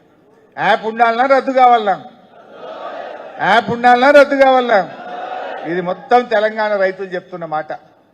నిజంగా షాపుల యూరియా ఉంటే యాప్ ఎందుకు? షాపుల యూరియా లేదు కనుక యాప్ పెట్టి ఎగ్గొట్టడానికి డ్రామా. ఈ యాప్ కథలు ఎందుకు? షాపుల యూరియా లేదు కనుక ఈ యాప్ కథలు. ఈ యాప్లు కాదు మనకు కావాల్సింది, యూరియా కావాలి. ఇవాళ అనేక మంది రైతులు ఇప్పుడు ఏం చేసింది తెలుసా? ఈ సంవత్సరం ఎకరాకు 2 బస్తాలే పెట్టిరు. మొక్కజొన్న వేసిన రైతు జడ్చర్ల ఏరియాలో మక్కలు వేస్తారు మీరు, 4 సంచులు 5 సంచులు కావాలి మందు బస్తాలు. ఇప్పుడు 2 ఇస్తారట. మరి మిగతా 2 సంచులు ఏం చేయాలి? బ్లాక్లో తెచ్చుకోవాలా? మిర్చి పెట్టే రైతులకు 6 బస్తాలు కావాలి, 2 ఇస్తారట. ఆయిల్ పామ్ రైతులకు 3 కావాలి, వరికి 3 కావాలి, కానీ 2 బస్తాలు మాత్రమే ఇస్తాము అంటున్నారు. అంటే ఇవాళ యూరియా ఇవ్వలేక చేతగాక ఈ ప్రభుత్వం ఇవాళ రైతులకు కోతలు పెడుతున్నటువంటి పరిస్థితి. అంటే యూరియాలో కూడా ఈ గవర్నమెంట్ ఫెయిల్ అయిపోయింది. మరిగా ఏందే అడుగు పిండా అన్ని పెరిగినాయి. ఎరువుల ధరలు ప్రతిదీ కూడా 300, 400, 500 సంచికి పెరిగింది. అది బీజేపీ వాళ్ళ కథ, ఇది కాంగ్రెస్ వాళ్ళ కథ, అది బీజేపీ వాళ్ళ కథ. మరి అదే విధంగా ఇవాళ రైతుల విషయంలో మీరు చూస్తే తరుగు పెట్టిందా మొన్న వడ్లకిడ జడ్చర్ల ఎంత 5 కిలోలు ఎంత పెట్టిండ్రు 5 కిలోలు. ఒకసారి రేవంత్ రెడ్డి అసెంబ్లీలో డైలాగ్ కొట్టిండు మాతో, తరుగు పెడుతుండ్రు అని మేము మాట్లాడితే ఎవడన్నా తరుగు పెడితే వాళ్ళని తోలు తీస్తా అన్నాడు. ఇదే రేవంత్ రెడ్డి శాసనము అన్నాడు. ఇవాళ తెలంగాణలో ఏ జిల్లా కన్నా పోండి, ఏ ఊరు కన్నా పోండి 5 కిలోలు తరుగు పెట్టింది. కొన్ని జిల్లాల్లో 6 కిలోలు, 7 కిలోలు, 10 కిలోలు తరుగు పెట్టింది. మరి నిజంగా రేవంత్ రెడ్డి ఏముందన్న తోలు తీసినాడే? ఈయన తోలు తీయలే. ఆ దళారుల చేతిలో, ఆ రైస్ మిల్లర్ల చేతిలో రేవంత్ రెడ్డి ఒక తోలు బొమ్మలాగా ఆడిండి తప్ప ఎవ్వని తోలైతే తీయలే. ఇలా తరుగు పెట్టి ప్రతి రైతు కూడా వేల రూపాయలు నష్టపోయినటువంటి పరిస్థితి మనం చూస్తా ఉన్నాం. ఇంకో ప్రధానమైన అంశం కరెంటు. ఇవాళ ఎన్ని గంటల కరెంట్ వస్తుంది మీకు? బాయిల కాడ ఎన్ని గంటల కరెంట్ వస్తుంది? 8-10 గంటలు వస్తుంది. పొద్దుగాల 5 గంటలకు వస్తే సాయంత్రం 5 గంటలకు పోతుంది. మధ్యలో 1-2 గంటలు ట్రిప్ అవుతుంది. 8-10 గంటల కరెంటు కూడా వస్తలేదు. ఆనాడు కేసీఆర్ గారు ఉన్నప్పుడు 24 గంటల నాణ్యమైన ఉచిత కరెంట్ ఇచ్చింది బీఆర్ఎస్. కానీ ఇలా రేవంత్ రెడ్డి వచ్చినాక 8-9-10 గంటలకు వచ్చింది. ఇంకొక డేంజరస్ వార్త మీకు చెప్పాలి, రైతులకు మీరు తెలియజేయాలి. ఇప్పుడు రైతు డిస్కామ్ అని పెట్టబోతున్నారు కొత్తగా. విన్నారా రైతు డిస్కామ్? ఎందుకు ఈ రైతు డిస్కామ్? రైతుల కరెంటులో కోత పెట్టనీకి. రైతు డిస్కామ్కి ఏమిస్తారట? సోలార్ పవర్, రెన్యూవబుల్ ఎనర్జీ మాత్రమే రైతు డిస్కామ్కు కేటాయిస్తారట. అంటే థర్మల్ పవర్ బొగ్గుతో ఉత్పత్తి అయింది కానీ నాణ్యమైన కరెంటు రైతు డిస్కామ్కి ఇయ్యరట. సోలార్ పవర్ ఇస్తారట. సోలార్ పవర్ అంటే ఎప్పుడు వస్తుంది? ఎండ మంచిగా దంచినాక 9 గంటలకు వస్తుంది పొద్దుగాల. ఎప్పుడు పోతుంది అది? 4గిటికో 5గిటికో పోతుంది. అంటే మరి 9 గంటలకు వచ్చి 4గిటికి పోతే నీకు ఎన్ని గంటల కరెంట్ వస్తుంది? 6-7 గంటలు వస్తుంది. అంటే ఇప్పుడు రైతులకు వెనకట రేవంత్ రెడ్డి చెప్పిండు, ఏ రైతులకు 3 గంటల కరెంటు చాలు అన్నాడా లేదా? 3 గంటలు చాలు అన్నాడు.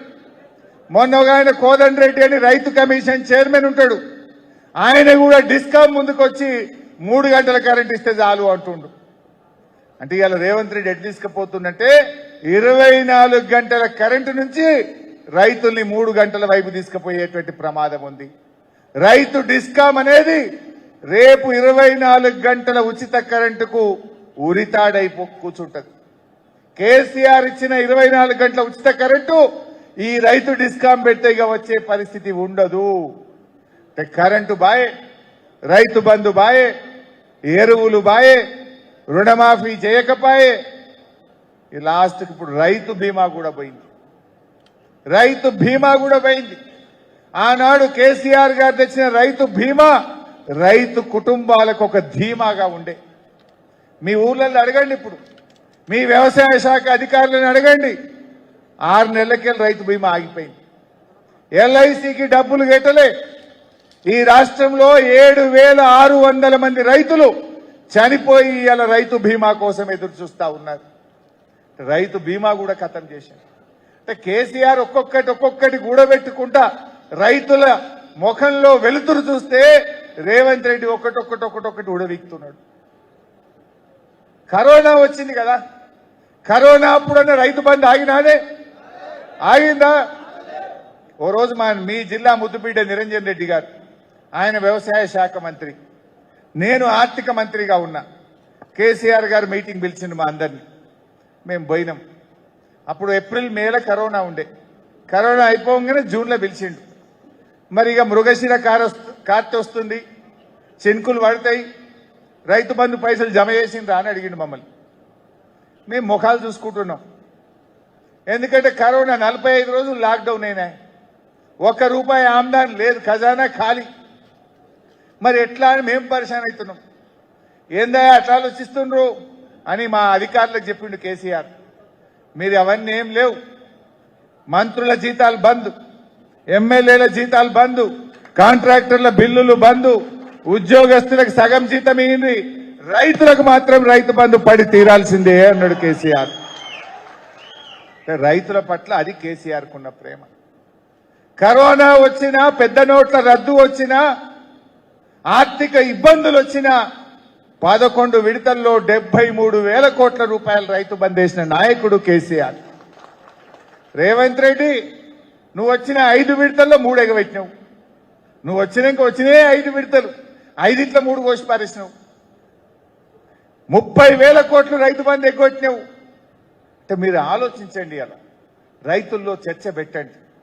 ఏ విషయంలో 24 గంటల కరెంటు కేసీఆర్ తెస్తే దాన్ని నాగం చేసినావు, క్రమం తప్పకుండా రైతు బంధు ఇస్తే దాన్ని నాగం చేసినావు, రైతు బీమా ఇస్తే రైతు బీమా లేకుండా చేసేసినావు, ఇవాళ రైతులకు ఎరువులకు ఇబ్బంది లేకుండా ఉంటే అది లేకుండా చేసేసినావు, రుణమాఫీ 2 విడతల్లో కేసీఆర్ గారు చేస్తే నువ్వు దేవుడి మీద ఒట్టు పెట్టి అట్లా కూడా మోసం చేస్తేవి, తరుగు తీస్తే తోలు తీస్తా అంటివి, ఇంట్లో వంటివి, ఏ ఊర్లో చూసినా 5 కిలోల తరుగు తీసినా సపోర్ట్ చేయబోతివి, ఇంట్లో వంటివి. ఏం చేసినావు ఇవాళ రైతుల కోసం? వరంగల్లో రైతు డిక్లరేషన్ అన్నారు, కౌలు రైతులకు కూడా రైతు బంధు ఇస్తామన్నారు, అన్నారా లేదా? వచ్చిందా? అంతా ఉత్తదే డ్రామా. ఇంకా ఈ సిపాయి అప్పట్లో ఒక మాట అంటుండే, కేసీఆర్ 2 సార్లే రైతు బంధు ఇస్తుండు, ఏడాదికి 3 పంటలు పండుతున్నాయి, 3 సార్లు రైతు బంధు ఇవ్వాలన్నాడు. కానీ ఈవిడు మాత్రం 3 సార్లు ఎగ్గొట్టిండు. 3 సార్లు ఇవ్వాలన్నాడు, 3 సార్లు ఎగ్గొట్టిండు ఈ పుణ్యాత్ముడు. ఇది ఆయన చరిత్ర. అందువల్ల మనం రైతు సోదరులం, ఇవాళ కార్యకర్తలు రైతుల్లో బాగా తీసుకుపోవాలి. ఇంకో ప్రచారం చేస్తున్నారు, మీరు గమనించి ఉంటారు, మేము 80 లక్షల మెట్రిక్ టన్నుల వడ్లు కొన్నాము అంటారు. నువ్వేనా కొత్త కొన్నావా? ఇప్పుడే కొట్టివా? 2021-22 సంవత్సరంలో బీఆర్ఎస్ ప్రభుత్వంలో 92 లక్షల మెట్రిక్ టన్నుల వడ్లు కొన్నాం. నువ్వు కొన్నది 80. నీకంటే 12 లక్షల మెట్రిక్ టన్నుల వడ్లు 2021-22లో కొన్నాం. బరాబర్ 2 రోజుల్లో రైతులకు డబ్బులు వేసినాం. అంటే నువ్వు వడ్లు కొనడంలో కూడా మాకంటే ఫ్లాపే. నువ్వు ఇంకా ఆ 80 లక్షలు కొన్నామని ఫుల్ పేజ్ యాడ్లు పేపర్లల్లో. మేము ఎప్పుడు కొనలే, మొదటిసారి కొన్నాం, గింత వడ్లు ఎన్నడు కొనలేదు అన్నట్టు దానికి ఒక పంచరంగుల ప్రచారం, పేపర్లలో ఫుల్ పేజ్ యాడ్లు. 5 ఏళ్ల కిందనే బీఆర్ఎస్ 92 లక్షలు కొన్నది. ఇట్లా చెప్పుకుంటూ పోతే అనేక విషయాలు ఉన్నాయి. అందుకే ఇవాళ రేవంత్ రెడ్డి గారిని ఈ చర్చల నుంచి నేను అడుగుతా ఉన్నా, నువ్వు రైతు బంధు పేరిట రైతులకు బాకీ పడ్డ 30,000 కోట్లు ఎప్పుడు ఇస్తావో చెప్పాలని చెప్పి రైతుల పక్షాన్ని అడుగుతా ఉన్నాం. మిగిలిపోయిన రుణమాఫీ ఎప్పట్లోగా పూర్తి చేస్తావో చెప్పాలని ఇవాళ రైతుల పక్షాన్ని అడుగుతా ఉన్నాం. మూడవది, ఇంకో ముఖ్యమైన విషయం మీరందరూ గమనించిందో లేదో, ఒకప్పుడు రేవంత్ రెడ్డి ఏమన్నాడు, వడ్లు వండింది, ఎన్ని వడ్లు కొన్నా కొంట, ఎంత పంట వండినా కొంట. నేనేం చెప్పిండో చూసిండ్రా? మీరు గమనించిండ్రా? చూపియాలన్నా, చూపివట్టురా భయ్, ఏ తమ్మి.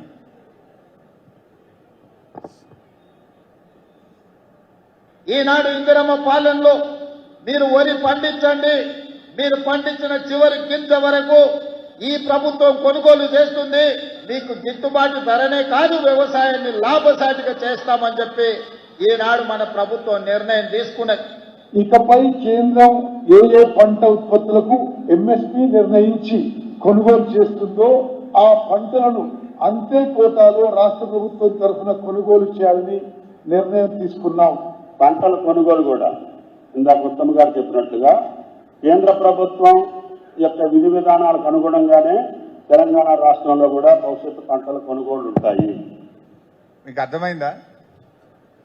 ఇక ముందు కేంద్ర ప్రభుత్వం ఏ ఏ పంటలు కొనుమంటే అంతే మోతాదులో కొంటాము స్పష్టంగా చెప్పింది. కేంద్ర ప్రభుత్వం మక్కలు కొనది అంటే ఈ వానకాలంకెళ్ళి రేవంత్ రెడ్డిగా మక్కలు కొనడు. కేంద్ర ప్రభుత్వం జొన్నలు కొనది, సోయాబీన్ కొనది అంటే ఈ వానకాలంకెళ్ళి రేవంత్ రెడ్డి కాంగ్రెస్ ప్రభుత్వం మక్కలు కొనది, జొన్నలు కొనది, సోయాబీన్ కొనది, కందులు కొనది, శనగలు కొనది, పెసర్లు కొనది. మరి కేసీఆర్ గారు ఉన్నప్పుడు కేంద్రం కొన్నా కొనకపోయినా, ఎన్ని కందులు వండినా, పెసర్లు వండినా, శనగలు వండినా, సోయాబీన్ వండినా, జొన్నలు వండినా, మక్కలు వండినా, ఆనాడు కేసీఆర్ గారు చివరి గింజ దాకా కొన్నడు, రైతులకు మద్దతు ధర ఇచ్చిండు. కానీ ఇప్పుడు కాంగ్రెస్ ఏమంటుంది? ఈ వానకాలంకెళ్ళి కేంద్రం కొనుమన్నంత కొంటాం, ఏ పంట కొనుమంటే గా పంటనే కొంటామంట. మరి నువ్వెందుకున్నావు? పీకనికున్నావా? నువ్వెందుకున్నావు? మరి కేంద్రమే కొన్నాక నువ్వెందుకు పీకనికా? మరి ఇది రైతులంటే మాట, నా మాట కాదు ఇది. మరి ఆనాడు కేసీఆర్ కొనలేదా? కేంద్రం వడ్లు కొన్నది. ఆ వడ్లు కూడా ఇప్పుడు ఏందన్నట్టు దీన్ని బట్టి మొన్న యాసంగిలో 80 లక్షల మెట్రిక్ టన్నుల వడ్లు కొన్నామన్నారు. కేంద్రం ఎంత ఇచ్చింది మనకు? టార్గెట్ 50 ఇచ్చింది. అంటే ఇప్పుడు వచ్చే వానకాలంకెళ్ళి వడ్లు కూడా మొత్తం కొనరిగా. కేంద్రం 50 ఇచ్చింది అనుకో, 50 లక్షలు కొంటారు, తర్వాత చేతులు లావడతారు. అంటే మనం ఏడమ్ముకోవాలి? అంటే వడ్లు కొన చేతగాని ప్రభుత్వం, పంట కొనేది చేతగాని ఈ కాంగ్రెస్ ప్రభుత్వాన్ని ఇంకే రైతులను నమ్ముతారే? ఇంకా ఏ రైతన్నా ఈ కాంగ్రెస్ పార్టీకి ఓటేస్తాడా అని అడుగుతా ఉన్నా నేను. రైతు బంధు ఎగ్గొట్టి, రుణమాఫీ ఎగ్గొట్టి, యూరియా ఇయ్యక, కరెంట్ ఇయ్యక, తరుగులు పెట్టి, లాస్ట్కు పంట కూడా కొనకపోతే ఇంకెవడన్నా ఈ కాంగ్రెస్ పార్టీకి ఓటేస్తాడా? దయచేసి మీరు ఆలోచించండి. ఇది కూడా మీరు చర్చ పెట్టాలి. ఇప్పుడు మీ ఊర్లో కసీర్ కార్డునో, అరుగుల మీద కూర్చున్నప్పుడో, దావత్ పోయినప్పుడో, ఫంక్షన్లకు పోయినప్పుడో 10 మంది రైతులు కూర్చున్న కాడ ఏ రకంగా ఇవాళ కేసీఆర్ గారు రైతులకు మేలు చేసిండు, ఏ రకంగా ఈ కాంగ్రెస్ పార్టీ రైతులకు ద్రోహం చేస్తుందో వివరించాల్సిన బాధ్యత కూడా కార్యకర్తలుగా మన మీదనే ఉంటది. మరి ఇక వ్యవసాయం గురించి ఇట్లా, వ్యవసాయానికి చాలా ముఖ్యమైనది ఏంటిది? నీరు. ఇవాళ ఈ సాగునీరు విషయం మీద కూడా మాట్లాడుకోవాలి.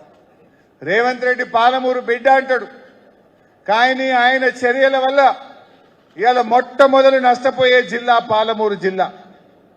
ఆనాడు కేసీఆర్ గారు, మా శ్రీనివాస్ గౌడ్ అన్న అప్పుడు లక్ష్మారెడ్డి గారు మంత్రి, లక్ష్మారెడ్డి అన్న అప్పుడు ఈ జూపల్లి కృష్ణారావు కూడా ఇల్లే ఉండే. ఆ రోజు మా అందరితో మీటింగ్ పెట్టి ఒక మాట చెప్పిండు, పాలమూరు పెండింగ్ ప్రాజెక్టులు పూర్తి కావాలి, ఎన్ని డబ్బులు కావాలన్నా నేను ఇస్తాను, ఆ పెండింగ్ ప్రాజెక్టులను రన్నింగ్ ప్రాజెక్టులుగా మార్చి అవి పూర్తి చేయమని కేసీఆర్ గారు ఆదేశించారు. మేం పోయి ఆ జొన్నల పోగుడ పంప్ హౌస్ దగ్గర కింద పండుకున్నాం చాపలేసుకొని. మొదటిసారి జొన్నల పోగుడకు పోతే ఆ పంప్ హౌస్ దగ్గర గబ్బిలాలు వేసి వచ్చినాయి మీదికి అన్ని. అది మూలకు పడి 3 ఏళ్ళు ఎప్పటికీ. దాన్ని మళ్ళా మంచిగా చేసి ఆ పంప్ హౌస్ పూర్తి చేసి ఆ ప్రాజెక్టులను పరిగెత్తించి పాలమూరు జిల్లాలో 10 లక్షల ఎకరాలకు నీళ్లు బారిచ్చిన గవర్నమెంట్ బీఆర్ఎస్ గవర్నమెంట్. ఇలా ఇదే కల్వకుర్తి మన జడ్చర్ల నియోజకవర్గంలోని మిడ్జిల్ కు నీళ్లు రావాలంటే ఆ దుందిబి నది మీద ఒక అక్విడక్ట్ కట్టేది ఉండే. వాడు కాంట్రాక్టర్ పనిచేయకపోతే నేను లక్ష్మారెడ్డి అన్న, అదేమో ఊరుండే గూడెం రెడ్డిగూడ దగ్గర ఒక ఇల్లు మీద డాబా మీద పండుకున్నాం. మేము కూలర్లు పెట్టుకోలే, ఏసీలు పెట్టుకోలే. ఎండాకాలం డాబా మీద పండుకొని మేము పర్యవేక్షించి రాత్రి 12 దాకా రివ్యూ చేసి పరిగులెత్తించి అక్విడక్ట్ పూర్తి చేస్తే మన జడ్చర్లలోని మిడ్జిల్ కు ఆ కృష్ణా నది నీళ్లు తెచ్చింది బీఆర్ఎస్ ప్రభుత్వం. కల్వకుర్తిలో 3,30,000 ఎకరాలకు నీళ్లు ఇచ్చినాం. నెట్టెంపాడులో 1,60,000 ఎకరాలకు నీళ్లు ఇచ్చినాం. భీమాలో 1,75,000 ఎకరాలకు నీళ్లు ఇచ్చినాం. కోయిల్ సాగర్ ప్రాజెక్టు పూర్తి చేసి నీళ్లు ఇచ్చినాం. చెరువులు బాగా చేసి, చెక్ డ్యాములు బాగా చేసి వలసలు వాపసు వచ్చేటట్టు చేసింది బీఆర్ఎస్ ప్రభుత్వం. ఇలా పనులు పూర్తి చేసినాం మనం. కానీ రేవంత్ రెడ్డి వచ్చినాక 3 ఏళ్ళు అవుతుంది దగ్గర. ఒక్క ఎకరానికి పాలమూరు జిల్లాలో నీళ్లు ఇచ్చినావా అని నేను అడుగుతా ఉన్నా. నిన్న వచ్చిండు 2.5 ఏళ్లకు వచ్చి అంటాడు ఈయన పాలమూరు బిడ్డనట. ఇంకా నేను ఈ పాలమూరు ప్రాజెక్టు అర్థం కావడానికి నాకు 2.5 ఏళ్లు పట్టింది అంటుండు. నీకు అర్థం కానీకే 2.5 ఏళ్లు పట్టింది, మరి నువ్వు చేయనీకెన్నేళ్ళు పట్టదో? ఇంకా నీకు అర్థం కానీకి ఒక ముఖ్యమంత్రివి, నువ్వు పాలమూరు బిడ్డవు, నీకు అర్థం కానీకే 2.5 ఏళ్లు పట్టింది. ఏం చెప్పిండు మన మహబూబ్ నగర్కి వచ్చి? మరి ఇక నువ్వు చేయనీకెన్నేళ్ళు పడుతుంది? 27,000 ఎకరాల భూసేకరణ చేసినాం. పాలమూరు రంగారెడ్డి ఎత్తిపోతల పథకానికి బీఆర్ఎస్ ప్రభుత్వం 27,000 ఎకరాల భూసేకరణ చేసింది. అందులో 1% భూసేకరణ నువ్వు చేసినావా అని అడుగుతున్నా. 3 ఏళ్ళు దగ్గరికి వచ్చింది, కనీసం 270 ఎకరాల భూసేకరణ చేసినావా నువ్వు? అసలు ఉన్నది ఆ ప్యాకేజ్ 3లో గట్టిగా చేస్తే 3 నెలల పని. 3 నెలల పని చేస్తే 5 రిజర్వాయర్లు నింపుకోవచ్చు. కానీ ఈయన చేతగాంతనం వల్ల, ఈయన నిర్లక్ష్యం వల్ల ఆ ప్యాకేజ్ 3 ఇవాళకి పూర్తి కాలేదు. ఆ 5 రిజర్వాయర్లలో ఇవాళ నీళ్లు నింపుకోక పాలమూరు జిల్లాకు అన్యాయం జరుగుతా ఉంది. ఇంకా బాధ కలిగేది ఏంటంటే ఇవాళ పైన కర్ణాటక రాష్ట్రం రిజర్వాయర్లు కడతా ఉంది కొత్తగా. ఆంధ్రప్రదేశ్ తుంగభద్ర నది మీద కొత్తగా రిజర్వాయర్లు కడతా ఉంది. ఆంధ్రప్రదేశ్ ఏమో 20 టీఎంసీలతోని గుండ్రేవుల అనేటువంటి రిజర్వాయర్కు ఆంధ్రప్రదేశ్, అదేవిధంగా తమిళనాడు, కర్ణాటక రాష్ట్రం నవేలి అని 35 టీఎంసీల రిజర్వాయర్ కడుతుంది. అంటే 35 ఏమో కర్ణాటక కడుతుంది, 20 టీఎంసీలతో గుండ్రేవుల అని ఆంధ్రప్రదేశ్ కడుతుంది. ఇవి కాకుండా కర్ణాటక కురిడి అని ఒక 2 టీఎంసీల ప్రాజెక్టు, చిక్కల్ పరివి అని 2.5 టీఎంసీల ప్రాజెక్టు, చిక్కల మంచి అని 5 టీఎంసీల రిజర్వాయర్, బ్యారేజ్ కమ్ బ్రిడ్జ్, ఈ 3 కలిపితే ఇవి ఒక 10 టీఎంసీలు. ఇవి 10, అవి 55, 65 టీఎంసీల సామర్థ్యం కలిగిన ప్రాజెక్టులను తుంగభద్ర మీద కడతా ఉన్నారు.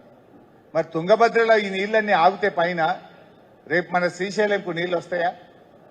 మన శ్రీశైలం మీదనే మన కల్వకుర్తి ఆధారపడ్డది, శ్రీశైలం మీదనే పాలమూరి రంగారెడ్డి ఎత్తిపోతల పథకం ఆధారపడ్డది.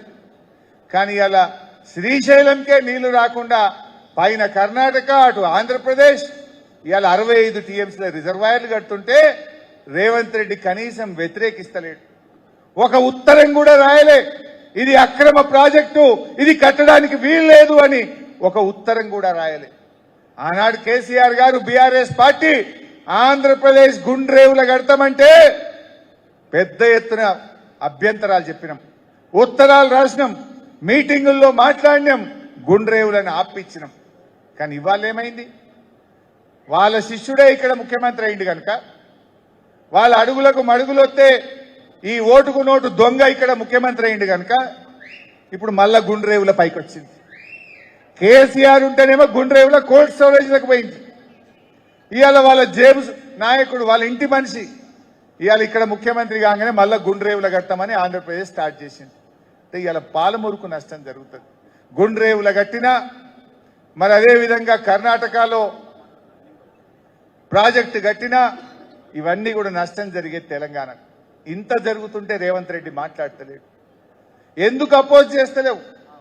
కింద గోదావరి నీళ్ళేమో గోదావరి బనకచెర్ల అని చంద్రబాబు తీసుకుపోతున్నాడు, మీద కర్ణాటకనేమో ఆల్మట్టి ఎత్తు పెంచుతాం, ఇంటర్లింకింగ్ ఆఫ్ రివర్స్ లో మరో 15 టీఎంసీలు మీద ఆపుకుంటాం. మరి అదేవిధంగా ఇవాళ ఈ ప్రాజెక్టులన్నీ కడతాం, బ్రిడ్జి కమ్ బ్యారేజీలు కడితే కూడా ఇవాళ రేవంత్ రెడ్డి గారు మాట్లాడతలేరు. దీని నష్టం మన పాలమూరు జిల్లాకే జరుగుతుంది. అందువల్ల మీరు జాగ్రత్తగా ఆలోచించాలి. ఇలా ఆర్డీఎస్ మన నడిగడ్డ, మనకు 19.5 టీఎంసీలు రావాలి. ఆనాడు కేసీఆర్ గారు తుమ్మిళ్ళ ఎత్తిపోతల పథకం పెట్టి ఆర్డీఎస్ కు 50,000 ఎకరాలు నీళ్లు బారిచ్చినాం మేము. కానీ ఇలా ఆర్డీఎస్ కూడా నీళ్లు రాకుండా జరిగే ప్రమాదం ఉంది. అంటే ఇవాళ నీళ్లలో కూడా నష్టం జరుగుతూ ఉంది. అంటే నీళ్లలో నష్టం, రైతులకు నష్టం. పోనీ ఎవరికన్నా మేలైందా? మా జడ్చర్లలో ఎస్టీలు బాగుంటారు, ఈ ప్రాంతంలో తండాలు బాగుంటాయి. ఆనాడు కేసీఆర్ గారు తండాలు గ్రామ పంచాయతీలు చేస్తామని మాట ఇస్తే 3,600 తండాలు ఈ రాష్ట్రంలో గ్రామ పంచాయతీలు చేసినాం. నా గుర్తున్న కాడికి ఈడ కూడా 52, 54 అయినాయి. మా జడ్చర్లలో కూడా 52 తండాలు లక్ష్మారెడ్డి గారు ఆ రోజు గ్రామ పంచాయతీలు చేపించడం జరిగింది. అంటే తండాలు గ్రామ పంచాయతీలు చేసినాం. గిరిజనులకు 10% రిజర్వేషన్ తెచ్చినాం, విద్యా ఉద్యోగాల్లో రిజర్వేషన్ ఇచ్చినాం. ఇవాళ గిరిజనులకు ఇంటింటికి త్రాగునీరు ఇచ్చినాం, కళ్యాణ లక్ష్మి పథకం తెచ్చినాం. ఇట్లా గిరిజనుల కోసం అనేక కార్యక్రమాలు కేసీఆర్ గారు చేసింది. ఆ పిల్లలకు ఎస్టీ కార్పొరేషన్ ద్వారా పెద్ద ఎత్తున డబ్బులు ఇచ్చి పిల్లలకు స్వయం ఉపాధి పథకాలు కల్పించాం. మొన్న మేము అసెంబ్లీలో అడిగినాం, ఎస్టీ డిక్లరేషన్ పెట్టింది కదా కాంగ్రెస్, ఎస్సీ ఎస్టీ డిక్లరేషన్ పెడితే కాంగ్రెస్ వచ్చిన 2.5 సంవత్సరాల్లో మా ఎస్సీలకు ఏం చేసిండ్రు, మా ఎస్టీలకు ఏం చేసిండ్రు, మీరు కేటాయించిన నిధులెన్ని, ఎంతమందికి లాభం జరిగిందో చెప్పండి అని మొన్న అసెంబ్లీలో అడిగినాం. వింటే ఆశ్చర్యపోతారు మీరు. ఎస్టీల కోసం బడ్జెట్లో 2730 కోట్లు పెట్టిండ్రు. మీకేమనిపిస్తుంది? అరే బాగానే పెట్టింది కదా 2730 కోట్లు అనుకుంటాం. దాని ద్వారా ఎంతమందికి సాయం జరిగింది, ఎన్ని డబ్బులు విడుదల చేసిండ్రు అని అడిగినాం. ఒక్కరికి సాయం చేయలే, ఒక్క రూపాయి కూడా విడుదల చేయలే. ఇది కాంగ్రెస్ పార్టీకి ఎస్టీల మీద ఉన్న ప్రేమ. అట్లా ఎస్సీల గురించి అడిగినాం. ఎస్సీ కార్పొరేషన్ ద్వారా ఏమైనా డబ్బులు ఇచ్చిండ్రా, స్వయం ఉపాధి పథకాలు కల్పించిండ్రా? ఆనాడు ఎలక్షన్ల ముందు ఖార్గే గారిని పట్టుకొచ్చి ఎస్సీ ఎస్టీ డిక్లరేషన్ అన్నారు. 10th పాస్ అయితే 10,000, డిగ్రీ పాస్ అయితే ₹1,00,000, పీజీ చదివితే 5 లక్షలు, పిహెచ్డీ చేస్తే 10 లక్షలు, కార్పొరేషన్ లోన్లు, ఎస్సీ ఎస్టీల భూములకు పట్టాలు. ఇక వాళ్ళ నోటికి మొక్కాలి ఆ రోజు. పోనీ ఎస్సీ కార్పొరేషన్ ద్వారా ఏమైనా చేసిందా అని అసెంబ్లీలో అడిగినాం. పెట్టిన బడ్జెట్లో 5,403 కోట్ల రూపాయలు బడ్జెట్లో పెట్టిండట. 5,403 కోట్లు పెట్టిండ్రు. మరి ఎంతమంది ఎస్సీలకు సాయం చేసిండ్రు, ఎంత డబ్బు రిలీజ్ చేసిండ్రు అని అడిగినాం. ఒక్క ఎస్సీకి కూడా రాష్ట్రంలో సాయం చేయలేదు, ఒక్క రూపాయి కూడా విడుదల చేయలేదు. కానీ ఎస్టీల భూములు మాత్రం ఇండస్ట్రీల పేరు మీద గుంజుకున్నాం. పరిశ్రమలు పెడతామని, కాలువలు దవ్వుతామని లగచర్లలో గుంజుకోలే. ఈ పాలమూరు జిల్లాలో ఎవరి భూములు అవి? మా ఎస్సీ ఎస్టీల భూములు. పట్టాలు ఇస్తామని చెప్పిండ్రు, దళితుల గిరిజనుల భూములు గుంజుకున్నారు. అంటే 1 రూపాయి సాయం చేయలే, 1 ఎకరాకు పట్టా ఇయ్యలే. ఎస్సీలకు మోసం, ఎస్టీలకు మోసం. పోనీ బీసీలకన్నా ఏమైనా చేసిండ్రా? బీసీల కోసం కార్పొరేషన్లు పెట్టిండ్రు, కార్లు ఇచ్చిండ్రు, చైర్మన్లు పెట్టిండ్రు. 1 రూపాయి ఇయ్యలే, 1 పైసా రిలీజ్ కాలే. బడ్జెట్లో 1370 కోట్లు పెట్టి బీసీలకు కూడా 1 నయా పైసా రాలే. కేసీఆర్ గారు ఉండగా యాదవులకు గొర్రెలు ఇచ్చిండు. వీళ్ళు ఏమన్నారు? 100 రోజుల్లో 2వ దశ గొర్రెలు ఇస్తాం, 2 లక్షలు డైరెక్ట్ బ్యాంకులు వేస్తాం. పడ్డాయే గొర్రె పిల్లలు? ఎవరికన్నా వచ్చినాయా గొర్రె పిల్లలు? బ్యాంకుల పైసలు పడ్డాయా ఎవరికన్నా? అది ఉత్తది అయిపోయింది. గౌడన్నలు ఆనాడు కేసీఆర్ గారు మా శ్రీనివాస్ గౌడ్ అన్న అడిగితే 15% వైన్ షాపుల్లో రిజర్వేషన్ ఇచ్చిండ్రు. కాంగ్రెస్ వాళ్ళు ఏమన్నారు? మేము 25% ఇస్తాం. వచ్చిందా 25 రాలే. చెట్టు మీదకి వెళ్ళి వాడు చనిపోతే 1000 మంది గౌడన్నలకు ఎక్స్గ్రేషియా కూడా ఇయ్యని ప్రభుత్వం ఈ కాంగ్రెస్ ప్రభుత్వం. మా ముదిరాజులు గంగపుత్రులు ఇలా కేసీఆర్ గారు ఉండగా 1000 కోట్లు ఖర్చు పెట్టి వలలు ఇచ్చిండు, లూనాలు ఇచ్చిండు. ఇలా వాళ్ళు తిరిగే లూనాలు ఎవరి? కేసీఆర్ గారు ఇచ్చినాయి. వలలు, లూనాలు, మోపే అన్ని ఇచ్చిండు. ప్రతి సంవత్సరం 100 కోట్లు ఖర్చు పెట్టి ఉచితంగా చేప పిల్లలు వేసింది బీఆర్ఎస్ ప్రభుత్వం. మరి కాంగ్రెస్ వచ్చినాక చేప పిల్లలు వస్తున్నాయా? 2 ఏళ్ళ చేప పిల్లలు బంద్. ఇప్పుడు మళ్ళీ వేయాలి. ఇప్పుడు వానలు పడితే చెరువులు నిండితే మళ్ళీ వేయాలి. ఇంతవరకు టెండర్లు పిలవలే, బడ్జెట్ కేటాయించలే. మరి 3వ సంవత్సరం కూడా చేప పిల్లలు వేస్తారా అంటే డౌటే కనబడుతుంది. యాదవులకు మోసం, గౌడ్స్కు మోసం, ముదిరాజులకు మోసం, మొత్తం బీసీలకు కూడా మోసం చేసిండ్రు. ఎవరికి? పోనీ విద్యార్థులకు చేసిండ్రా? రేవంత్ రెడ్డే విద్యాశాఖ మంత్రి. విద్యార్థులకు ఇచ్చే ఫీజు రియంబర్స్మెంట్ వచ్చిందా? ప్రైవేట్ స్కూళ్లలో ఫీజు నియంత్రణ జరిగిందా? అది జరగలే. హైకోర్టు మొట్టికాయలు వేసిన ఇవాళ పిల్లలకు ఫీజు రియంబర్స్మెంట్ డబ్బులు ఇస్తలేరు. దాదాపు 20 లక్షల మంది పిల్లల భవిష్యత్ ఆగమైంది. ఎస్సీ ఎస్టీ బీసీ పిల్లలకు ఫీజు రియంబర్స్మెంట్ డబ్బులు లేక సర్టిఫికెట్లు ఇస్తలేరు. వాళ్ళ చదువులు ఆగిపోయినాయి. ఉద్యోగ అవకాశాలు ఇవాళ కోల్పోతున్నటువంటి పరిస్థితి ఉన్నది. అసలు రేవంత్ రెడ్డి 3 శాఖలకు మంత్రి. ఆయనకి ఏం శాఖలున్నాయి? హోంశాఖ, విద్యాశాఖ, ఇంకోట మున్సిపల్ శాఖ. రేవంత్ రెడ్డి హోంమంత్రి అయింది. రాష్ట్రంలో కేసులు పెరిగినాయి, ఆడపిల్లల మీద అత్యాచారాలు పెరిగినాయి, చిన్న పిల్లల కిడ్నాపులు పెరిగినాయి. హైదరాబాద్లోనే పట్టబగలు మర్డర్లు అవుతా ఉన్నాయి. అంటే నేరాల నియంత్రణలో హోంమంత్రిగా రేవంత్ రెడ్డి అట్టర్ ఫ్లాప్.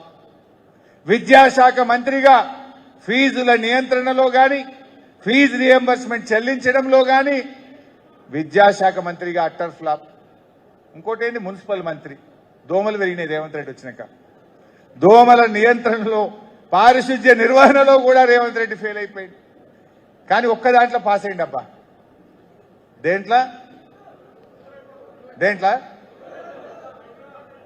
ఢిల్లీకి మూటలు మోయడంలో మాత్రం పాస్ అయింది. దానికో శాఖ పెట్టుకుంటే బెస్ట్, అన్న మాత్రం పాస్ అవుతాడు. మూటల శాఖ పెట్టుకోవాలి నువ్వు అన్నట్టు. అంతకు మించి వాళ్ళు చేసింది అయితే ఏం లేదు. దీంత దానికి ఇంకా రేవంత్ రెడ్డి ఏమంటాడు, ఆయన చేతగా అంతనానికి, ఆయన ఫెయిల్యూర్స్కి ఏమంటాడు, ఏ పైసలు లేవు బై, నన్ను కోసినా పైసలు లేవు, నన్ను జంపక తిన్నా పైసలు లేవు. నిజంగా పైసలు లేవా? రేవంత్ రెడ్డికి మనసు లేదా? రేవంత్ రెడ్డికి మనసు లేదు. ఎందుకు ఈ మాట అంటున్నా అంటే మంచిగా వినండి. మీరు చర్చ పెట్టాలి ఊర్లలో, అందరికీ చెప్పాలి. మీరు ఆనాడు కేసీఆర్ గారు ప్రగతి భవన్ కడితే ఎన్ని అబద్ధాలు మాట్లాడినరే. వాళ్ళ బుల్లెట్ ప్రూఫ్ ఉందని, బంగారం ఉందని, ఇంకేందో ఉందన్నారు కదా. మరి ఇప్పుడు ఎందుకో చూపిస్తలేరు? మరి మీరే ఉన్నారు కదా అందులో, ఉంటే చూపియాలి కదా ఎన్ని బెడ్రూమ్లు ఉన్నాయో. అంటే అన్ని అబద్ధాలు మాట్లాడి ఇవాళ రేవంత్ రెడ్డి ఆయన ఇంటి పక్కనే ఆల్రెడీ సెక్రటరియట్ ఉన్నది, పోలీస్ కమాండ్ కంట్రోల్ రూమ్ వాడుకుంటున్నాడు. అవి జాలేట 100 కోట్ల రూపాయలతో ఇవాళ క్యాంప్ ఆఫీస్ కట్టిండు రేవంత్ రెడ్డి. జూబ్లీ హిల్స్ లో ఒక 100 కోట్లతో ఇవాళ క్యాంప్ ఆఫీస్ కట్టిండు. ఇంకా జోక్ ఏంటంటే, అప్పుడు ఏమన్నాడు ముఖ్యమంత్రి కాగానే, ఇనుప కంచెలని బద్దలు కొడుతున్నా, ఇనుప కంచెలు వీకేస్తున్నా అన్నాడు కదా. ఈయన కొత్తగా కట్టిన జూబ్లీ హిల్స్ క్యాంప్ ఆఫీస్ కు కంచెలు పెట్టడానికి 17 కోట్ల రూపాయలు ఖర్చు పెట్టిండు. ఇనుప కంచెలకు 17 కోట్లు పెట్టిండు.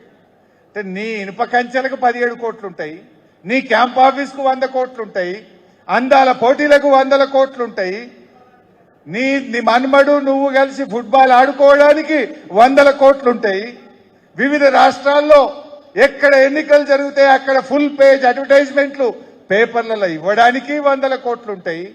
ఎక్కడ ఎన్నికలు జరిగినా కాంగ్రెస్ పార్టీకి మూటలు మోయడానికి 100 కోట్లు ఉంటాయి. మూసీ సుందరీకరణకు 1000 కోట్ల రూపాయలు ఉంటాయి.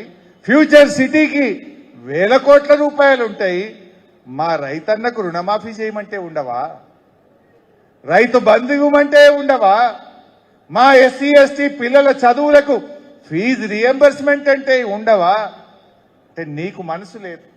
రైతులంటే నీకు చిన్న చూపు, దళితులంటే నీకు చిన్న చూపు, గిరిజనులంటే నీకు చిన్న చూపు, బీసీలంటే నీకు చిన్న చూపు. అందుకే నువ్వు వీళ్ళకి పైసలు ఇస్తలేవు, వీళ్ళ జీవితాలతో ఆడుకుంటున్నావు. ఎస్సీ ఎస్టీ బీసీ కార్పొరేషన్ కు రూపాయి ఇవ్వవు. ఎస్సీ ఎస్టీ బీసీ పిల్లల చదువులకు ఫీజు రియంబర్స్మెంట్ ఇవ్వకుండా ఇవాళ ఈ జాతులతో ఇవాళ రేవంత్ రెడ్డి గారు ఆడుకుంటున్నారు. ఫీజు రియంబర్స్మెంట్ అంటే మీకు తెలిసి ఉండాలి. కేసీఆర్ గారు ముఖ్యమంత్రిగా ఉన్నప్పుడు ఫీజు రియంబర్స్మెంట్కి ఎన్ని డబ్బులు ఇచ్చారు? ఇలా కేసీఆర్ గారు గొప్పతనం ఏంటంటే, రాజశేఖర్ రెడ్డి గారు ఈ 3 స్కీములు స్టార్ట్ చేసిండు. 108 ఫీజు రియంబర్స్మెంట్, ఆరోగ్యశ్రీ. కేసీఆర్ గారు రద్దు చేసింది అదేనన్నా? రద్దు చేయలే. ఆరోగ్యశ్రీ రాజశేఖర్ రెడ్డి గారు 2 లక్షలే ఉండే కుటుంబానికి, కేసీఆర్ గారు 5 లక్షలకు పెంచిండు, యథావిధిగా దాన్ని కొనసాగించాడు. అదేవిధంగా 108 ఆనాడు 300 బండ్లు ఉంటే 500 బండ్లు చేసిండు, యథావిధిగా కొనసాగించిండు. ఫీజు రియంబర్స్మెంట్ ఇంకా కాలేజీలు పెంచిండు. 19,500 కోట్లు మన 9.5 ఏళ్లలో ఫీజు రియంబర్స్మెంట్ కు డబ్బులు ఇచ్చినాం. 19,500 crores. కానీ రేవంత్ రెడ్డి వచ్చినాక ₹1 కూడా ఫీజు రియంబర్స్మెంట్ ఇవ్వలేదు. ఈ 3 ఏళ్లలో ₹1 ఫీజు రియంబర్స్మెంట్ ఇవ్వకుండా ఇవాళ పిల్లల జీవితాలతో ఆడుకున్నాడు. కేసీఆర్ గారేమో ఎవరు ప్రవేశపెట్టినా, ఏ పార్టీ పెట్టినా ప్రజలకు మంచి అవుతుంది అనుకుంటే ఆ పథకాలు కొనసాగించాడు. కానీ అదే రేవంత్ రెడ్డి ఏం చేసిండు? కేసీఆర్ కిట్టు బంద్ చేస్తాడు, బతుకమ్మ చీరలు బంద్ చేస్తాడు. ఇవాళ అన్ని పథకాలు ఒకటొకటి రద్దు చేసే కార్యక్రమం ఆయన చేస్తా ఉన్నాడు. ఇది మనం ప్రజల్లో చర్చ పెట్టాలి. ఫీజు రియంబర్స్మెంట్ మనం 19,500 కోట్లు ఇచ్చినామనే విషయాన్ని కూడా ఇవాళ మనం ప్రజల్లోకి తీసుకుపోవాలి. ఇలా విషయం ఏంటంటే, ఎక్కడ కమిషన్లు ఉంటే రేవంత్ రెడ్డి అక్కడ పైసలు పెడతాడు. మూసీ సుందరీకరణలో ఆయన కమిషన్లు వస్తాయి. ఫ్యూచర్ సిటీలో ఆయన కమిషన్లు వస్తాయి, అందుకోసం అక్కడ ఖర్చు పెడుతుండు. కానీ మా రైతులకు అవ్వా తాతలకు 4,000 పెన్షన్ ఇస్తే రేవంత్ రెడ్డి కమిషన్ రాదు కదా, అది ఎగబెట్టిండు. అక్క చెల్లెళ్లకు 2,500 ఇస్తా అన్నాడు, వాళ్ళకి ఇస్తే కమిషన్ రాదు కదా, దానికి ఇస్తలేడు. బడా బడా కాంట్రాక్టర్లకు మాత్రం 20% తీసుకొని బిల్లులు ఇస్తున్నారు. కమిషన్లు ఇస్తే బిల్లులు వస్తున్నాయి, కమిషన్లు ఉన్న కాడ పనులు జరుగుతున్నాయి. పేదలంటే మాత్రం ఎస్సీ ఎస్టీ బీసీలకు కార్పొరేషన్ డబ్బులన్నా స్కాలర్షిప్ డబ్బులన్నా అవ్వాతాతలకు 4,000 అంటే మాత్రం డబ్బులు ఉండవు. ఇది కూడా మనం చర్చ పెట్టాలి. పైసలు లేక కాదు, రేవంత్ రెడ్డికి మనసు లేకపోవడం వల్ల ఈ రాష్ట్రంలో పేదలకు అన్యాయం జరుగుతూ ఉంది. ఇది కూడా మనం ప్రజల్లోకి తీసుకుపోవాలి. అయితే ఇవన్నీ వింటే మీకు ఏమనిపిస్తుంది? ఇప్పుడు దేవుడి మీద ఒట్టు పెట్టే రుణమాఫీ మోసం చేసే. మా దగ్గర ఒక వీడియో, అది కూడా చూపిస్తావు బై. సిద్దిపేటకు వచ్చిండు మొన్న యాసంగి ముంగట మార్చి 22వ తారీఖు వచ్చి 45 రోజుల్లో నేను 9,000 కోట్ల రైతు బంధు వేస్తా అన్నాడు. పడ్డదా? పల్లె. అంటే ఒక ముఖ్యమంత్రి అనే వ్యక్తి ఒక మాట చెప్తే ఉన్న దానికి విలువ ఉండాలనా వద్దా? అది కూడా ఒకసారి చూపిపోయి. ఇవాళ మార్చి 22 తారీఖు నాడు మనం ఉన్నాం. 45 రోజుల్లో 9,000 కోట్ల రూపాయల రైతు భరోసా 70 లక్షల రైతుల ఖాతాలలో వేసి రైతుల కళ్ళల్లో ఆనందం చూడాలి. చాలే పడ్డాయా 45 రోజుల్లో? ఇవన్నీ చూస్తే ఎట్లుందంటే వెనకటికో సామెత ఉండే,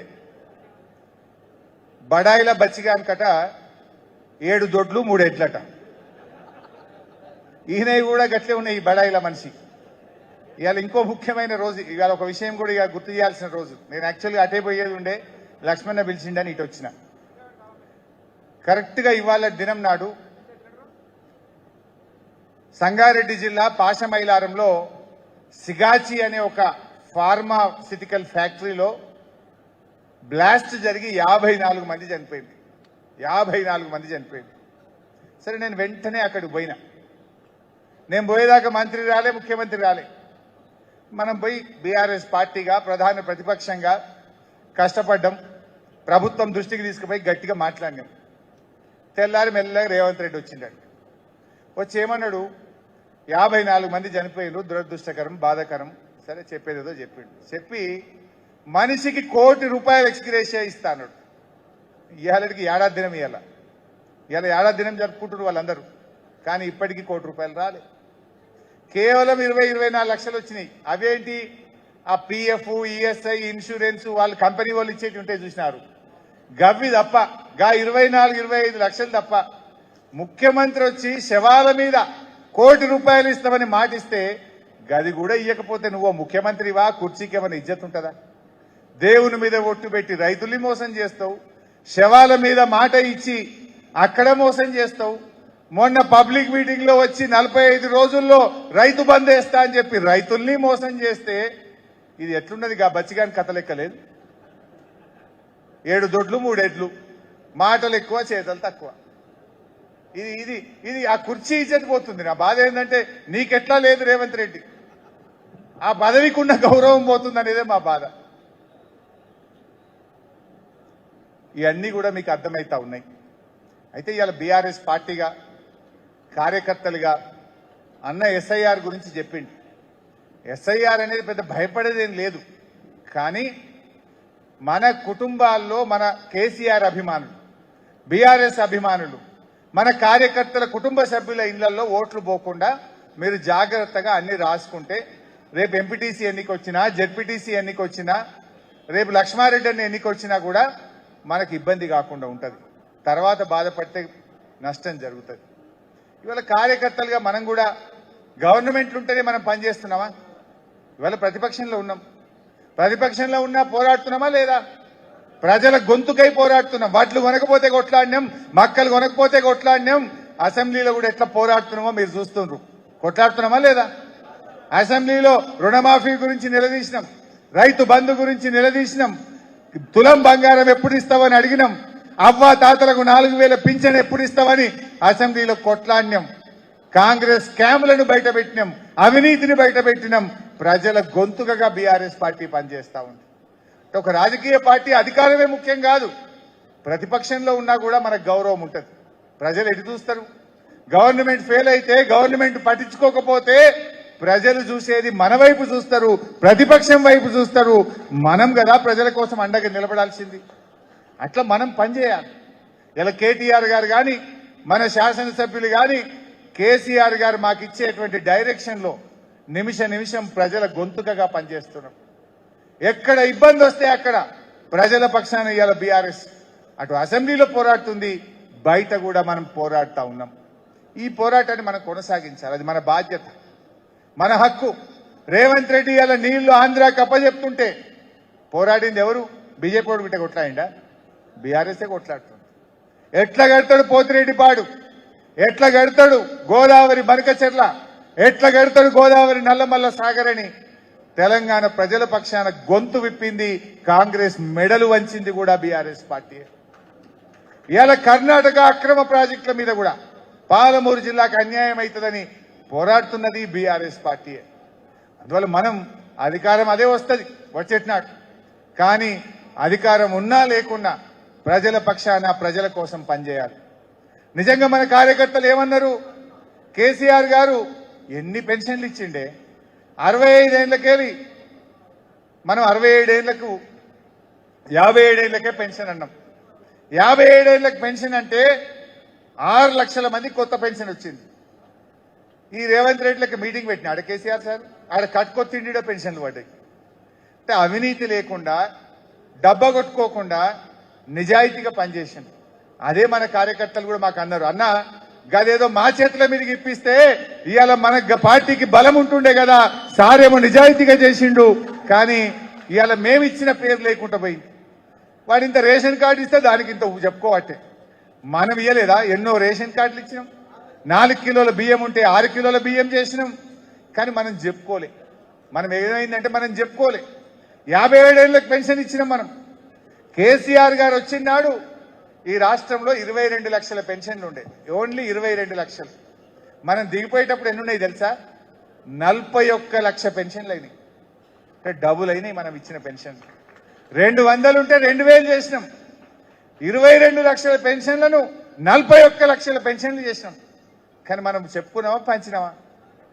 కేసీఆర్ గారు బీడీలు చేసే వాళ్ళకి ఇచ్చిండు, చేనేత కార్మికులకు ఇచ్చిండు, గీత కార్మికులకు ఇచ్చిండు, 57 ఏళ్లకే పెన్షన్ ఇచ్చిండు, వికలాంగులకు పెంచిండు, ఎయిడ్స్ పేషెంట్లకు ఇచ్చిండు, డయాలసిస్ పేషెంట్లకు ఇచ్చిండు. ఇచ్చుకుంటూ పోయినాం కానీ చెప్పుకుంటూ పోలే మనం. ఇచ్చుకుంటూ పోయినాం కానీ చెప్పుకుంటూ పోలే మనం. వీళ్ళు కాంగ్రెస్ వచ్చినాక ఏమైంది తెలుసా? 42 లక్షలు ఉన్న పెన్షన్లు ఇవాళ 2 లక్షలు కోసి పారేశారు. 2 లక్షల పెన్షన్లు కారణాలు లేవు, ఏదో కారణం చెప్పి కటింగ్ పెట్టారు. కొత్తగా ఒక్క పెన్షన్ ఇవ్వలే. కాంగ్రెస్ వచ్చినాక కొత్తగా ఒక్క పెన్షన్ కూడా ఇవ్వలే, కానీ 2 లక్షల పెన్షన్లు కోతలు పెట్టిండు తప్ప కొత్తగా ఇవ్వలే. మనమేమో 20 లక్షల పెన్షన్లు ఇచ్చినాం, 200 ఉంటే 2000 చేసినాం, కానీ మనం చెప్పుకోవడంలో వెనుకబడ్డాం. అందుకే ఇవన్నీ కూడా మనం మళ్ళీ గుర్తు చేయాలి. మీకు తెలియని కావు, అన్నీ మీకు తెలిసే, కానీ మీకు గుర్తు చేస్తే రేపు ప్రజల్లో మీరు చర్చ పెట్టాలి, ప్రజల్లోకి మనం తీసుకుపోవాలి. ఏదో ప్రతి అవ్వకు తాతకు చెప్పాలి మనం. కాంగ్రెస్ వచ్చి 31 నెలలైంది అంటే ప్రతి అవ్వకు తాతకు రేవంత్ రెడ్డి 62,000 రూపాయలు బాకీ పడ్డాడు బిడ్డ. ఇవాళ 62,000 ఇచ్చినాకనే కాంగ్రెస్ వాడు మాట్లాడాలని అవ్వ తాతలను, పెన్షన్దారులను మనం ఎడ్యుకేట్ చేయాల్సినటువంటి అవసరం ఉంది. అట్లే మా అక్క చెల్లెలు మహాలక్ష్మి 2,500 అన్నాడు. ప్రతి చెల్లెకు అక్కకు 75,000 రూపాయలు రేవంత్ రెడ్డి బాకీ పడ్డాడు. దాని సంగతి ఏందో చెప్పమని మనం మహిళల్లో చైతన్యం తీసుకురావాల్సిన అవసరం ఉంది. ఇదే చర్చ పెట్టాడు, పైసలు లేవంటాడు. పైసలు ఎందుకు లేవు? మరి మూసీకి ఎక్కడికి వచ్చినాయి? ఫ్యూచర్ సిటీకి ఎక్కడికి వచ్చినాయి? అందాల పోటీలకు ఎక్కడికి వచ్చినాయి? ఫుట్బాల్ షోకులకు ఎక్కడికి వచ్చినాయి? 2 క్యాంప్ ఆఫీసులు కట్టుకోవడానికి ఎక్కడికి వచ్చినాయి రేవంత్ రెడ్డి అని మనం ప్రజల్లో చర్చ పెట్టాల్సిన అవసరం. ఇవన్నీ మీరు మంచిగా తీసుకొని పోండి. ప్రజలకు అన్ని అర్థమవుతున్నాయి. ప్రజలు ఒక మాట అంటున్నారు, ఇప్పుడు ఈ స్కాముల ప్రభుత్వం పోవాలి, మళ్ళీ స్కీముల ప్రభుత్వం కేసీఆరే రావాలి అంటున్నారు. ఎన్ని స్కీములే మనవి? కేసీఆర్ వచ్చినాక స్కీములు నెలకొకటొచ్చు, 2 నెలలకొకటొచ్చు. ఇప్పుడు ఏంది? నెలకొక్క స్కామ్.